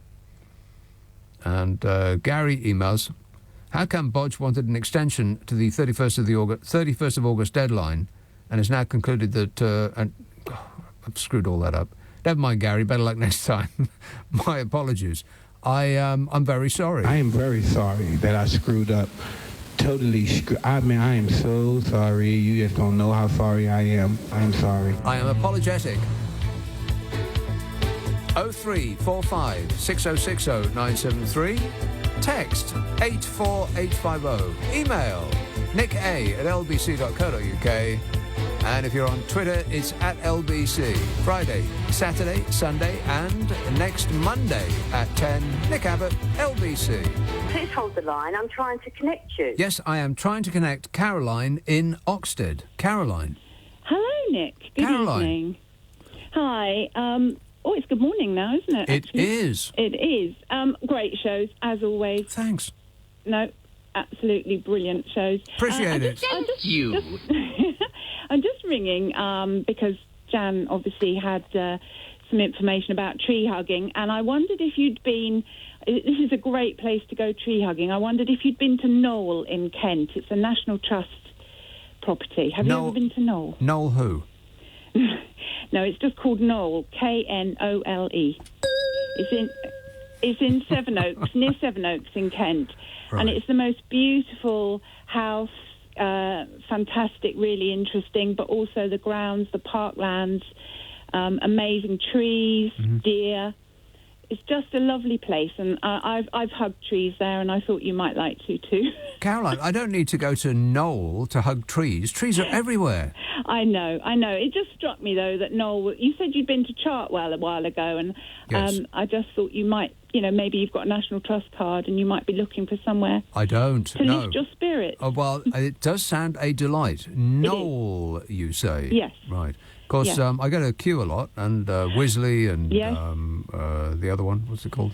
Wakehurst. Wakehurst, yeah. And there's the one that I always forget the name of, called, not Zebedee, it's called, not Zoel, not Zoe, it's called, not Nadir, I'm getting close. I can never remember the name of it.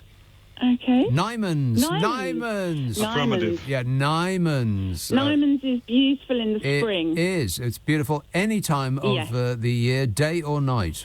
Oh, well, you sound as though you've got masses of choice for tree hugging anyway then, but I would recommend Knoll and go inside the house. It's a delight. Right. Okay, it's on my list. Good. Thanks a lot, Caroline. All right then. Cheers, Bye. my dear. Hugging trees. You see, it's the sort of thing that sounds really ridiculous and silly, but I'm going to say something that might sound even sillier, but it may have the same sort of effect on your brain as having a pet. Now, I'm not suggesting that you take a tree as a pet, but it's a physical contact with something. It relaxes you. I bet you come off, a couple of hours tree hugging and you think... Groovy. Yeah, totally relaxed now. Same thing with a pet. It's a physical contact with something that's not another human being. I've met human beings and I'm not keen. That's why people love their pets. That's why people like portrait pictures, because you get to stare and stare and stare at somebody's face, which you wouldn't ordinarily be able to do unless they're a baby, and then they just, they just stare and stare and stare back. I wonder if they can see you, or whether you're just this sort of amorphous shape. But they do seem to lock eyes, babies, don't they? Just their eyes get wider and wider and wider, and they just stare and stare and stare. Whereas, and as an adult, you can stare back. Whereas if it was another adult, then you probably shouldn't do that, for fear of getting dead quite quickly. But I bet that tree hugging, it's that physical contact with something that's big and barky, like a dog. If it's big and barky, give it a hug. Why not? Higgs tweets, I have seen many Extinction Rebellion types drinking capitalist coffee and using plastic mobile phones made using fossil fuels. Hypocrites. People really are bending themselves into pretzel shapes to try to figure out some way to dismiss the arguments of the Extinction Rebellion and tree-hugging types. Because the alternative is to accept that almost all of the scientists in the world are right, and that weather events of increasing magnitude are being caused by climate change, which is being caused by us. And the prospect of accepting that means that you would have to perhaps, or you might be persuaded to change your lifestyle in some small, tiny, insignificant way. Nobody's going to change their lifestyle in a big way. They just aren't. And if the survival of the human race depends on that, then you can say ta-ta to everything that we know. Bye-bye. It's gone. If it depends on us making giant changes to our lifestyle, then forget it. It's over. But if it would make a difference if we made tiny, infinitesimally small changes in our lifestyle, then we still won't do it. What we will do instead is say that it's not climate change, it's weather, that scientists don't know what they're talking about, that scientists are in the pay of big wind. We will spend more effort on trying to come up with some way of dismissing the theory of climate change than would be needed to actually diminish the effects of climate change. That's how stupid we are. I think maybe it would be a good idea if trees ran the world. Let's have a call in York. Jan. Hello, Nick. How are you? Good, thanks. Good. Now, you were talking about no one taking cash anymore. Yeah. Yeah, I never thought I'd give up using cash, but I have, and I skipped the credit card business. I've gone straight to paying with my phone. What? I've jumped into the 21st century. Are you mad? I hope not. You pay with your phone. Wow, that sounds like the future. I know. Yeah, I don't do that. I wouldn't trust that. Pay with your phone. Don't you trust it? No. Yeah. How? How does that work? Well, instead of paying with your card, you just pay with your phone. Yeah, but don't you have to put your card into your phone? No. Yeah, I bet you do. You don't. Well, no. How does it pay then? Pardon? How does it pay?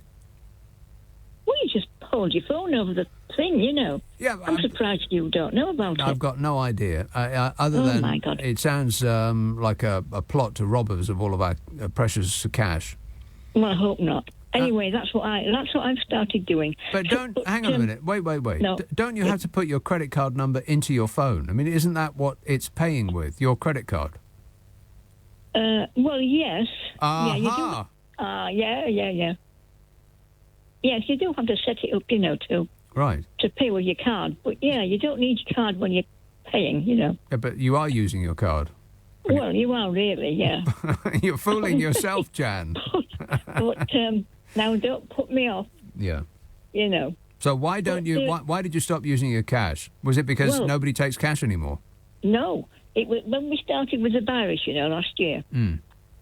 I thought, oh dear, this money You never know where it's been. I know. Disgusting. Yeah, but it's been in a tramp's front pocket. Oh, can you imagine? Yeah.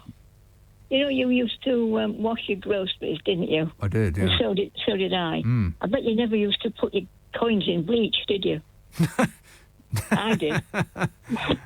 Wow. I did, yeah. See, and coins are a thing that... It's so long since I had a coin in my pocket. I wouldn't know what to do with it now or where to put it. Well, I've still got a few, but I don't use them. You know. But can you imagine the excrescence that is clinging to a coin? Yeah. Oh, exactly. God. Well, that's why I used to put them in bleach. You know, but. You can't do that with notes, can you? I bet that brought them up nice and shiny and clean. It did, yeah. Lovely. Look, you know, like new. But you couldn't do that with notes, could you? Well, you might be able to now because they're not paper, are they, anymore? No, I hate those plastic notes. I hate them. I hate them. I hate them. I dislike them a very great deal indeed. I mean, I'd like more of them, but I just don't like them. As a product, I think they're awful. No. They don't fold. Yeah. How can you have a note that doesn't fold? Well, I don't know. And you pull one out of your pocket and 6 come out at the same time. They are rubbish. I hate them. Well, apart from using them to open the toilet door. Because people, architects are morons. And here's the proof. Toilet doors always open inwards once you're inside. That is not how you should open a toilet door. You should be able to push the door without using your hands, but you can't. No, I've heard you say that before. And quite often there's 2 doors to get out of a toilet. So you're feeling the handle that thousands of people have used. And you know what the last thing they touched before they touched the handle door? I'd rather not know. Exactly. But, what I was going to say that something. Oh, yeah. And then you do your merry dance, don't you, when you pull the chain or do the flush. Yeah, but don't touch it. Say that. Yeah, don't touch it with your hands. You have to do it with your foot. Yeah. Do it with your foot, yeah, exactly. So you have to practice your balance, Jan, because you wouldn't want to, tip yourself up and land on not on that floor anyway. Oh, dear. You're putting me right off. Doesn't bear thinking about, does it? I'm never going to the toilet again. Well, you want to go before you leave home. Don't you think? Okay. Yeah, all right. Can I just say something else? Go on. I heard you say earlier that you were something about killing spiders. Yes. Well, I rang you last year, tried to persuade you not to kill them. Obviously, I failed. Well, it depends. If they are of a size that's so large it would make a disgusting mess on whatever they're standing on, then I would usually try to put a glass over them, slip a card underneath the glass, and then chuck them outside. Yeah. But my concern is that they're one of those homing spiders. Well, yeah, I do think they come back, you know. It's seen me with one of its 86 eyes and has thought, right, I'm coming back to get you. I know. But I do maintain my position that clothes moths, those little brown things, they must be executed on site, no exceptions. No. I'm not having it. Well, I'm sorry, Jan, but those are the rules. I don't make the rules, I only stick to them. And I make them. I wish you wouldn't. Right, well, I'm going to, and there's nothing you can do about it. Thanks, Jan. Well, cheers, my dear. Time's up. All right. Ta-da. 0345 6060 973. Friday, Saturday, Sunday night at 10. Nick Abbot, LBC. Well, let's get back to it. Mike says turkeys don't vote for Christmas. They vote for Boris. Less turkeys will be eaten this Christmas, no staff to process them and no transport to get them to the supermarkets. Boris is the turkey's hero. You bet your life he is. Well, I have detailed files on that. One moment, please.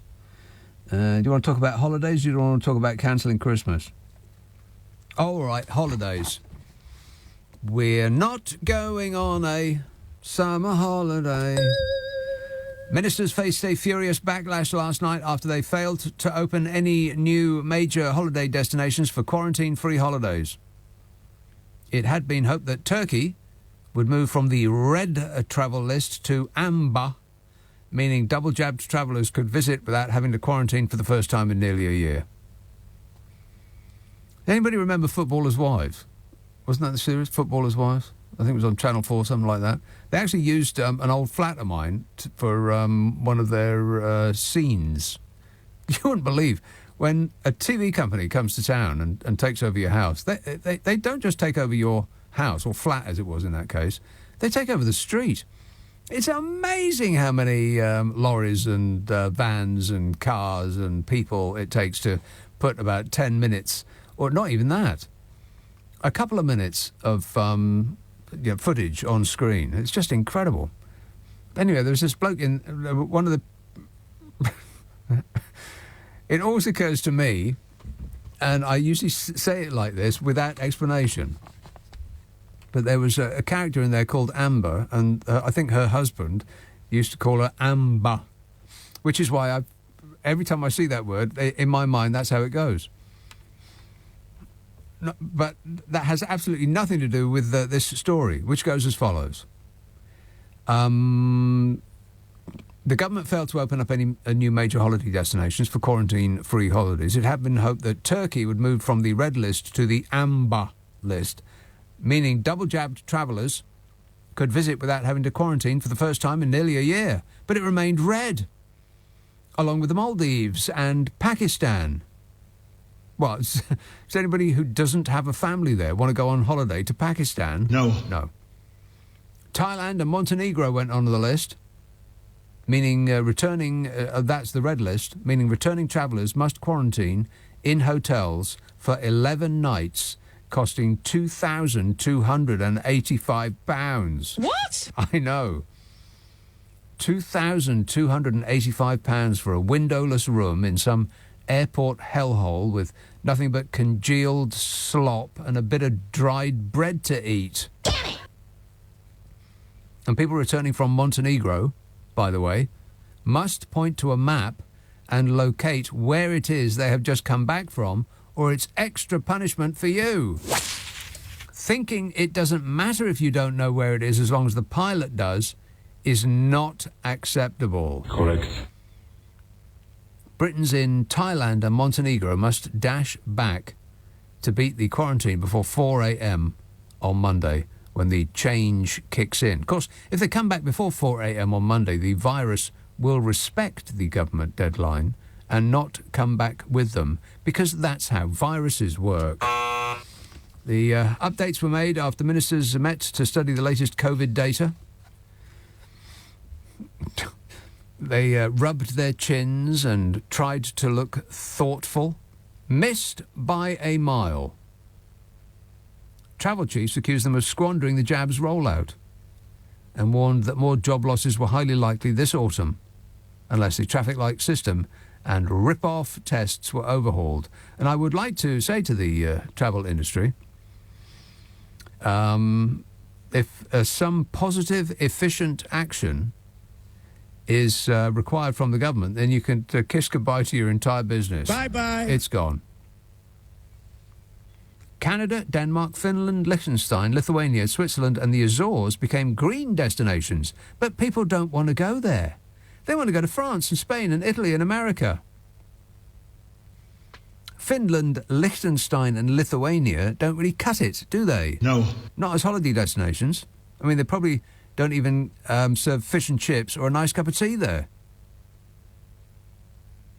But, I know this has been the worst summer weather ever because the evil European socialist empire is being mean to us. But you'd have to be off your chump to go on holiday now while all this is going on. And apparently people aren't. Home Office figures showed that air passenger arrivals were 87% lower than normal last month. Wow. Which is odd because there seems to be a large number of planes coming in. I mean, there's not 87% lower number of planes, so they must be flying empty just to get to where they need to be. 87% fewer arrivals in this country last month compared to the previous normal July 2019.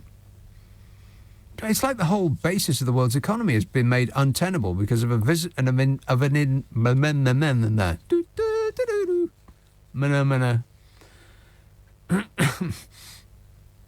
What I'm trying to say is that the whole basis of the world's economy has been turned upside down because of an invisible thing that only kills 1 to 2% of the people that get it. I mean, can you imagine what would have happened if this virus had been like SARS, which killed half of everyone that got it over 65 years old? I mean, we'd be back to living in caves and trading chickens for seal fur. British Airways chief Sean Doyle said despite our world-leading vaccination programme, the UK's economic recovery remains far behind our more pragmatic European neighbours, which are already reaping the rewards of a rapid recovery. Yeah, stop buttering us up. Can we stop saying that we're world-leading? I mean, we're only world-leading in saying that we're world-leading. I mean, there can't be another country on earth that spends as much effort trying to convince itself that it's the best in the world. I mean, it's just so desperate. World-leading vaccination programme. You know which countries have vaccinated more people per head of population than us? This is according to the CNN COVID vaccine tracker. And I'll take tiny places that I've never heard of out of this list. So this is most people per head of population vaccinated. Number 1, Gibraltar. Number 2, the United Arab Emirates, which is no small number at 17 million. Then Uruguay, then Malta, Iceland, Israel. This is the most to the least. Most vaccinations per head of population. So, again, Gibraltar, the United Arab Emirates, Uruguay, Malta, Iceland, Israel, Cayman Islands, Singapore, Qatar, Isle of Man, Chile, Guernsey, Jersey, Denmark, Seychelles, Portugal, Bahrain, mainland China, Canada, Spain, Belgium, San Marino, Ireland, Bhutan, and then us. World beating. Airlines UK, which represents major carriers, said the limited changes and onerous testing rules meant that travel for Brits was more expensive, burdensome and uncertain compared with other nations.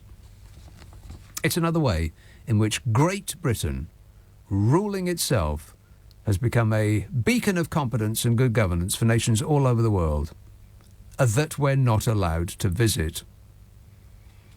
Gatwick boss Stuart Wingate said key competitor areas of the world are not squandering their vaccination programmes like we are. France is at about 50% of pre-pandemic passenger volumes. Germany is at about 60%. The US market at 80%. And we're at, what, 13? I am stunned. He said the Gatwick boss said the government needs to allow double vaccinated passengers to return from green or amber countries without the need to quarantine, but also without the need to take a pre-departure or post-arrival test. These are the protocols France, Spain, Greece and other European countries have put in place. Places that are part of the European Union, where the people are restricted to only being able to go where they want to go, unlike us, who are free to be restricted to holidaying at home. Sovereignty! Martin Chalk of the Pilots Union BALPA said aviation has lost a second summer to COVID, and unless the government changes its approach, it will not properly recover until at least the next year. He said the government is throwing aviation and all the high-skilled workers in it under the bus. You know, every story like this, the lorry drivers, the farmers, the manufacturing sector, finance, which was left off the blooming Brexit deal entirely, and now the tourism sector. It's almost as though the Conservative government is trying to crash the economy. I mean, the man in the street might think that you have money bet against the pound, Bodger. I think he's betraying a quite stupefying ignorance. But do you know anybody that has bet against the pound? Travel lists. which determine the quarantine and testing requirements for people arriving in the UK, are updated every 3 weeks. Are you familiar with them? With what you've got to go through? Many popular tourist destinations, such as France, Spain and Greece, are on the amber list, which means returning travellers who are not fully vaccinated must self-isolate at home for 10 days, take 1 pre-departure test and 2 post-arrival tests. Fully vaccinated travellers are exempt from quarantine but still must take 1 pre-departure test and 1 post-arrival test. Is that clear? No. Don't just forget it. I'll have a holiday at some future point, when the world makes sense again. A spokesman for Airlines UK, the industry body representing UK-registered carriers, said the small number of green destinations is making international travel from the UK more expensive, burdensome and uncertain compared to our neighbours. They should have put that on the side of a bus. And then we would really have known what we were voting for. More expensive, burdensome and uncertain compared to our neighbours. Vote Leave! 0345 6060 973. It's 12:30. The news headlines on LBC with Zora Solomon. Listen to him. He knows everything. Penny texts, the head of Extinction Rebellion has a diesel car. Does she read her own literature? Well, I don't know the circumstances around that. I had heard that is the case. But see, if it's an old diesel car, then... and they've still got life in it, then it's probably better for the environment to keep running it than it is to buy a new one, isn't it? Especially if it's one of those cars that has an engine and a battery in it, one of them hybrids. Because if you go through the entire process of building one of those things, and it's ridiculously ruinous to the environment because it's got to come from here, there and everywhere, baby. Plus, all of those... unctuous metals that have to get stuck up a battery. It's not clean and green. Cycling, yes.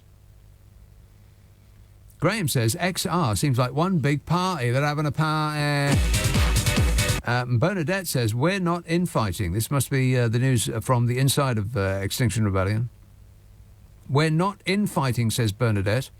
Many from XR were on today's AR march, that's Animal Rebellion. We share messages. Well, the message becomes confused, Bernadette, when you spread it among too many different groups. You've got Extinction Rebellion and Animal Rebellion and Ocean Rebellion, which is, I think, at least 2 rebellions too many. Just stick to the one message. Sharing messages is no good. Here's what people want. They want a very simple message. 3 words is ideal. Get Brexit done. Lock her up. 4 at most. Make America great again. 3 at best, 4 at most, and just repeat it over and over and over again. So it chimes with people like a bell. Just keep repeating the same thing again and again and again and again and again. Don't start mixing it up and confusing people. Because people, as you probably know, Bernadette, are slow-witted things that are easily confused. Ricky tweets, hey, Ricky, you're so fine, brother, my dear Ricky. He tweets, so it was Ocean Rebellion that took the sea away when Deck Chair Don was on his jolly holidays. Yeah, I've done that one to death, though, Ricky. The sea was actually under construction, wasn't open yet. Slated for opening in next March. We're sorry if the brochure gave you the wrong impression. Patricia says, I heard a quote the other day, if a man dies rich, he's a failure. Well, you absolutely can't take it with you. I mean, I suppose you can increase the chances of your genes multiplying in the future if you pour your spare cash all over your kids. But other than that, failure. But what does that mean, though? He's a failure because a rich man hasn't spent all of his money while he's alive, or he's morally failed in some way by becoming rich in the first place. Very, very confusing, Patricia. Andy says, yet another XR offshoot has been announced by Bodger. It's called Accountability Rebellion. Yes. Zero accountability. Ain't that right, Bodge? Yeah. Wait a minute. That's a yes. Keith emailed, and just so as I know, how many of these texts and tweets... Oh, my God, I'll never get through all those. Why have people all of a sudden decided that that's the only way that they're going to get in contact with me? By typing. It's really bizarre. I mean, it's over the last couple of weeks. The phones not work anymore. You can only type. Maybe it's just an August thing. You're all exhausted from speaking so much. I get it. So you're waggling your thumbs at me. Keith says, why do these animals need rescuing? The Afghans treated them badly, so they are given priority for all that abuse. I don't know whether you're being sarcastic or not.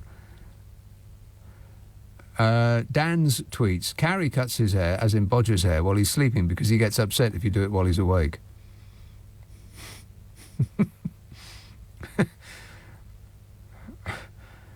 This says, it's now a race across a climate change desert in which the rich are racing away in air-conditioned comfort while the hard-working masses stagger on foot. Well, as, it's always going to be that way. The poor will suffer the most. Always have, always will. I mean, the effects, if the scientists are right and the effects are as described, then what's going to happen just to London itself is alarming. I'm not sure I can be bothered to tell you what it's, just some of the things. I'll give you a brief synopsis. This is London's risk from climate change, as in gross domestic product. This is what's going to cost us a boatload, London's climate exposure. And this is probably the case with almost every great city in the world, because they're all based around water. That's how cities grow up, isn't it? They were based around a river, or they're on the coast, and so on. 25% of London's properties are currently without flood insurance. A quarter haven't got any flood insurance at the moment. 2/3 of flats could experience overheating by the 2030s, which sounds like far, far away in the future. But it ain't.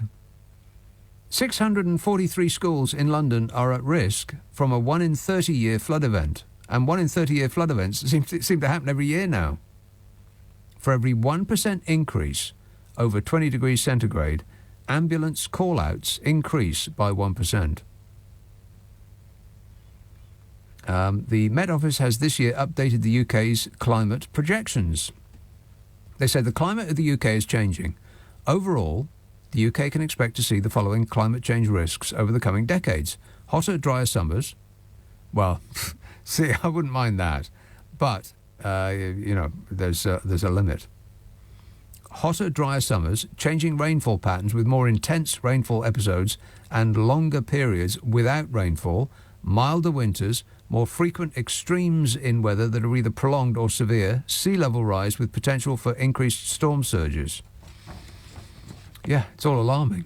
A recent report by Lloyds of London highlighted the major risks London faces from climate change. This is the Lloyds City Risk Index. This is what these people do for a living. Price in risk. London apparently is more exposed than any city in Europe. And for flood events, the cost is cost annually as a consequence of a climate event. Flood events, 1.2 billion annually. Windstorms, 143 million. Extreme cold, 70 million pounds. Drought, 362 million pounds. A heatwave, 35 million pounds. And that's more than for Paris, Madrid, Munich, Stockholm, Barcelona and Vienna. We're the most exposed to climate change in Europe. Still, the Extinction Rebellion people have got rings through their noses and are hippies, so we can safely ignore everything they say. Let's have Wembley. Hello, Linda. Hello. Linda. Well, I've got to get rid of my car because of this ULEZ thing, yeah?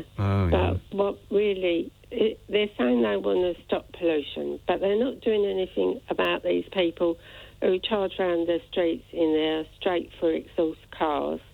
And recently, near me, they had a wedding, and there was about 5 supercars, engines being revved, idling, and they weren't going anywhere. They were just sitting in the street and driving around the block. Yes, that's what a supercar is for, driving at 5 miles an hour round the block. Yeah. Making a racket like somebody's pulling the earth apart. I know, and that went on for 2 days. What? Yeah, because it was a wedding. They had a supercar wedding.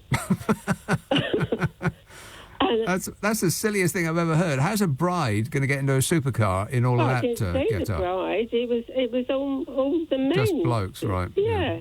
And I spoke to one of them. I said, you must be spending, apart from hiring the car, you must be spending a fortune on petrol, and you're not going anywhere. And they said, that's our tradition. Yeah, right. Being stupid is their tradition. Absolutely stupid. But they don't do anything about that because it's a money-making exercise, isn't it? Well, it's business. The whole concept of having a supercar, I mean, every time I park in the centre of London, there's always a parade of supercars around where I park, and they're all they look like teenagers in there. They're all from Saudi Arabia or Qatar or one of those places that owns most of London, and they're all stuck at traffic lights, making this thunderous noise, not going anywhere. How childish. Then they say to each other, can you rev your engine? Yeah. Well, Vroom, vroom. Yeah, well, I drove my car around the block. I thought I felt like putting my brake on and letting them supercar into me. Obviously, I didn't do that, but it was really annoying. It was noise pollution as well. Yeah. Don't bend any of that plastic on those supercars, Linda. Most expensive plastic ever.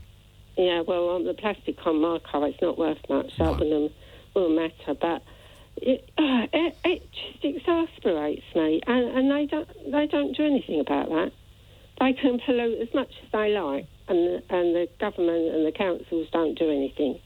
Well, that's rich people polluting, Linda. Rich people get a pass. Yeah, and then I've got to get rid of my little car that doesn't, really cause a lot of problems, and it's 20 years old, so that must, I'm not buying a new car, or I haven't been buying a new car that's got to be produced. Yeah. I'm just using the same one. Right. By which method you are saving the planet. Exactly. Yeah, we appreciate it. Thank you. How are you going to get about then if you don't have a car? Oh, well, I will have to buy another one, won't I? Right. But it's got to be ULEZ compliant. Yeah. Which I don't sort of disagree with, but it just still seems very unfair. It's just weird that a ULEZ compliant car can be a little Fiat Panda, or it can be this fire breathing monster that these kids drive around in. Yeah, and like I said, it's not only the pollution they cause. It's the noise as well. A racket. And you know how many miles they get to the gallon?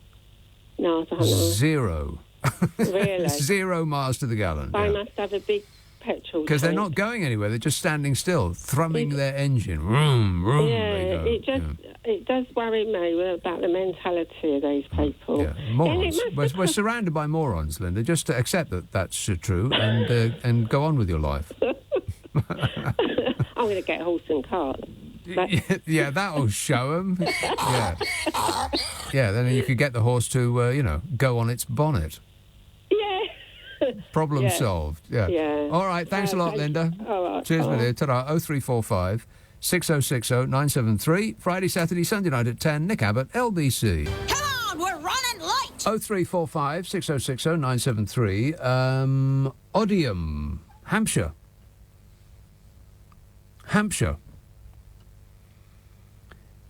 Yes. Oh, just in time. Yes, sir. Sorry, am I on? Yeah, sounds like you. Yeah, so we were talking about... Yes? So, hang on 2 seconds. I've got this radio going through my head. Well, you're right, okay. Cocaine running around my brain. A knife, a fork, a bottle and a cork. That's the way they spell New York. Right on. Sorry, no... Yeah, sorry. Back with sound. Here we go. Yes, go ahead. Adam, are you all right?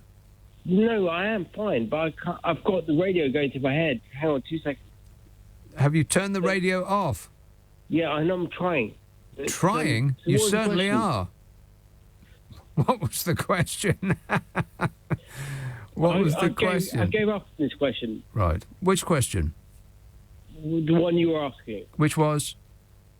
Well, I thought it was about the whole US involvement. Did you? Wow, you really do have voices in your head. I love the echoing silences, by the way. I mean, I know, I drop a lot. I'm loving what I'm hearing in my head right now from your producer. Yeah, okay. But, I've lived with my brother-in-law was in Afghan, and he did 4 tours. Yeah. Of Afghan, and no, he did do 4 tours of Afghan, and that's what I heard. Yeah. And? But I don't think this is about this. He never wanted to go there. Right. And nothing about this made sense. And he still maintained the fact that none of this made sense. And sorry, I've got this. I'm hearing my own self. He's got voices in his head. Okay, well, take a couple of tablets, just any that happen to be nearby. I recommend green ones. They're my favourite. Just take a couple of those and call me in the morning when I won't be here. Thanks a lot, Adam, for whatever that was. Kenny texts, I pay with my watch, and I'm nearly 74. Well, but once you've given them your watch, then how do you pay for stuff? Brian texts, nobody uses cash anymore. I must be nobody then. Well, don't do yourself down, mate. You're a unique and special person. Gary says, I went shopping earlier this evening and I paid with real money, but I didn't have to use much because the supermarket shelves are nearly empty. Brexit bonus, they knew what they were voting for. You can say that again. Robert says it's Afghanistan on the red list. Afghanistan is on the warning list. This says, if you see a clothes moth, it's too late. The moths don't eat your clothes, it's the larvae. Yeah, but don't the larvae get laid on the clothes by the moths? I mean, otherwise, how do they get there? You might catch the moth on its way to your woolens. What's that noise? Can you hear that? Blimey. Tell those hooligans at Classic FM to keep this racket down. It's bleeding through the floor. Blimey, what a noise. Good grief. Is that not... I bet it's Extinction Rebellion. Those hippies have shown up here. Having a party. Jeff says Tory toffs can go where they like for their holidays. The rest of us can just do as their masters tell them. The government are not even sharing the data they have to justify their idiotic traffic light system. Data. Data. Is that what you think they're using? What, like they have a strategy? There's no strategy. I have no strategy. There's zero strategy. Yeah, what would Donald Trump do? He'd have zero strategy. On the subject of Extinction Rebellion, this one says, Extinction Rebellion, like society, is a mixed bunch. Not all look like hippies. I am a very tidy member of Extinction Rebellion. Tidy hair, tidy clothes, and very tidy polished shoes. Do any of them ever come up to you and say, are you a knock? I bet they do. Zach says, you realise the next bank holiday is Christmas Day. Oh, no. Oh, don't say that. I don't want to hear the word autumnal, and I really don't want to hear the word Christmas, even though we are being assailed with stories about Christmas, and it's it's not even close yet, because apparently the shelves are going to be bare at Christmas. Kev says, if you ever feel useless, remember it took 2 presidents, trillions of dollars, and 20 years to replace the Taliban with the Taliban. Yeah, I'll keep that in mind. So many texts. Oh, actually, I've almost got to the bottom of them. Shall I try and clean them all up? Wouldn't that be superb? Stu says, I'm making a change to my lifestyle thanks to Extinction Rebellion. I'm not going to use my gas boiler as much. Instead, I'm going to burn old tyres in my garden. 2 problems solved. Use less gas and help to recycle the old tyres. Well, that's just good thinking. Thank you, Stu. We appreciate it. Now, are there any funny ones? So I'll end on a funny one, assuming that there is.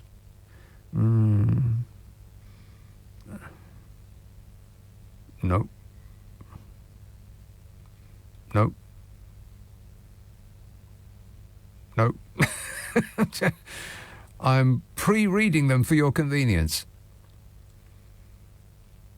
Gary email, I'll just read them anyway. Nothing, orgasmic to end on. Gary emails, there are many stupid boy races near me, one of which has added some contraption that literally sounds like a gun going off left, right and centre. Yeah, I've heard those. Morons, Gary. We're surrounded by morons. Frank says, if Bodger had gone on holiday with Raab, Bodger could have parted the sea and they could have walked back to deal with the Afghanistan problem. It sounds a lot like listeners with material to me. Shuvik says, a lot of the most vaccinated countries on the list that you quote are either tax havens or countries which rely on fossil fuel exports. So they have the money to buy up lots of vaccines. Poorer countries are still generally unvaccinated. Well, that's offensive. We're a poorer country now? Anthony says, the government is holding down passenger numbers just so that Bodger doesn't have to take another day trip to Afghanistan to avoid having to vote on a 3rd runway at Heathrow. Yeah, all right, I'll end on that one. Oh, OK, sure, why not? I'll be back tonight at 10. This show, by the way, is stuck up the internet as a podcast. We take the news and the ads out, takes less time to listen to, and Extinction Rebellion will love you for it.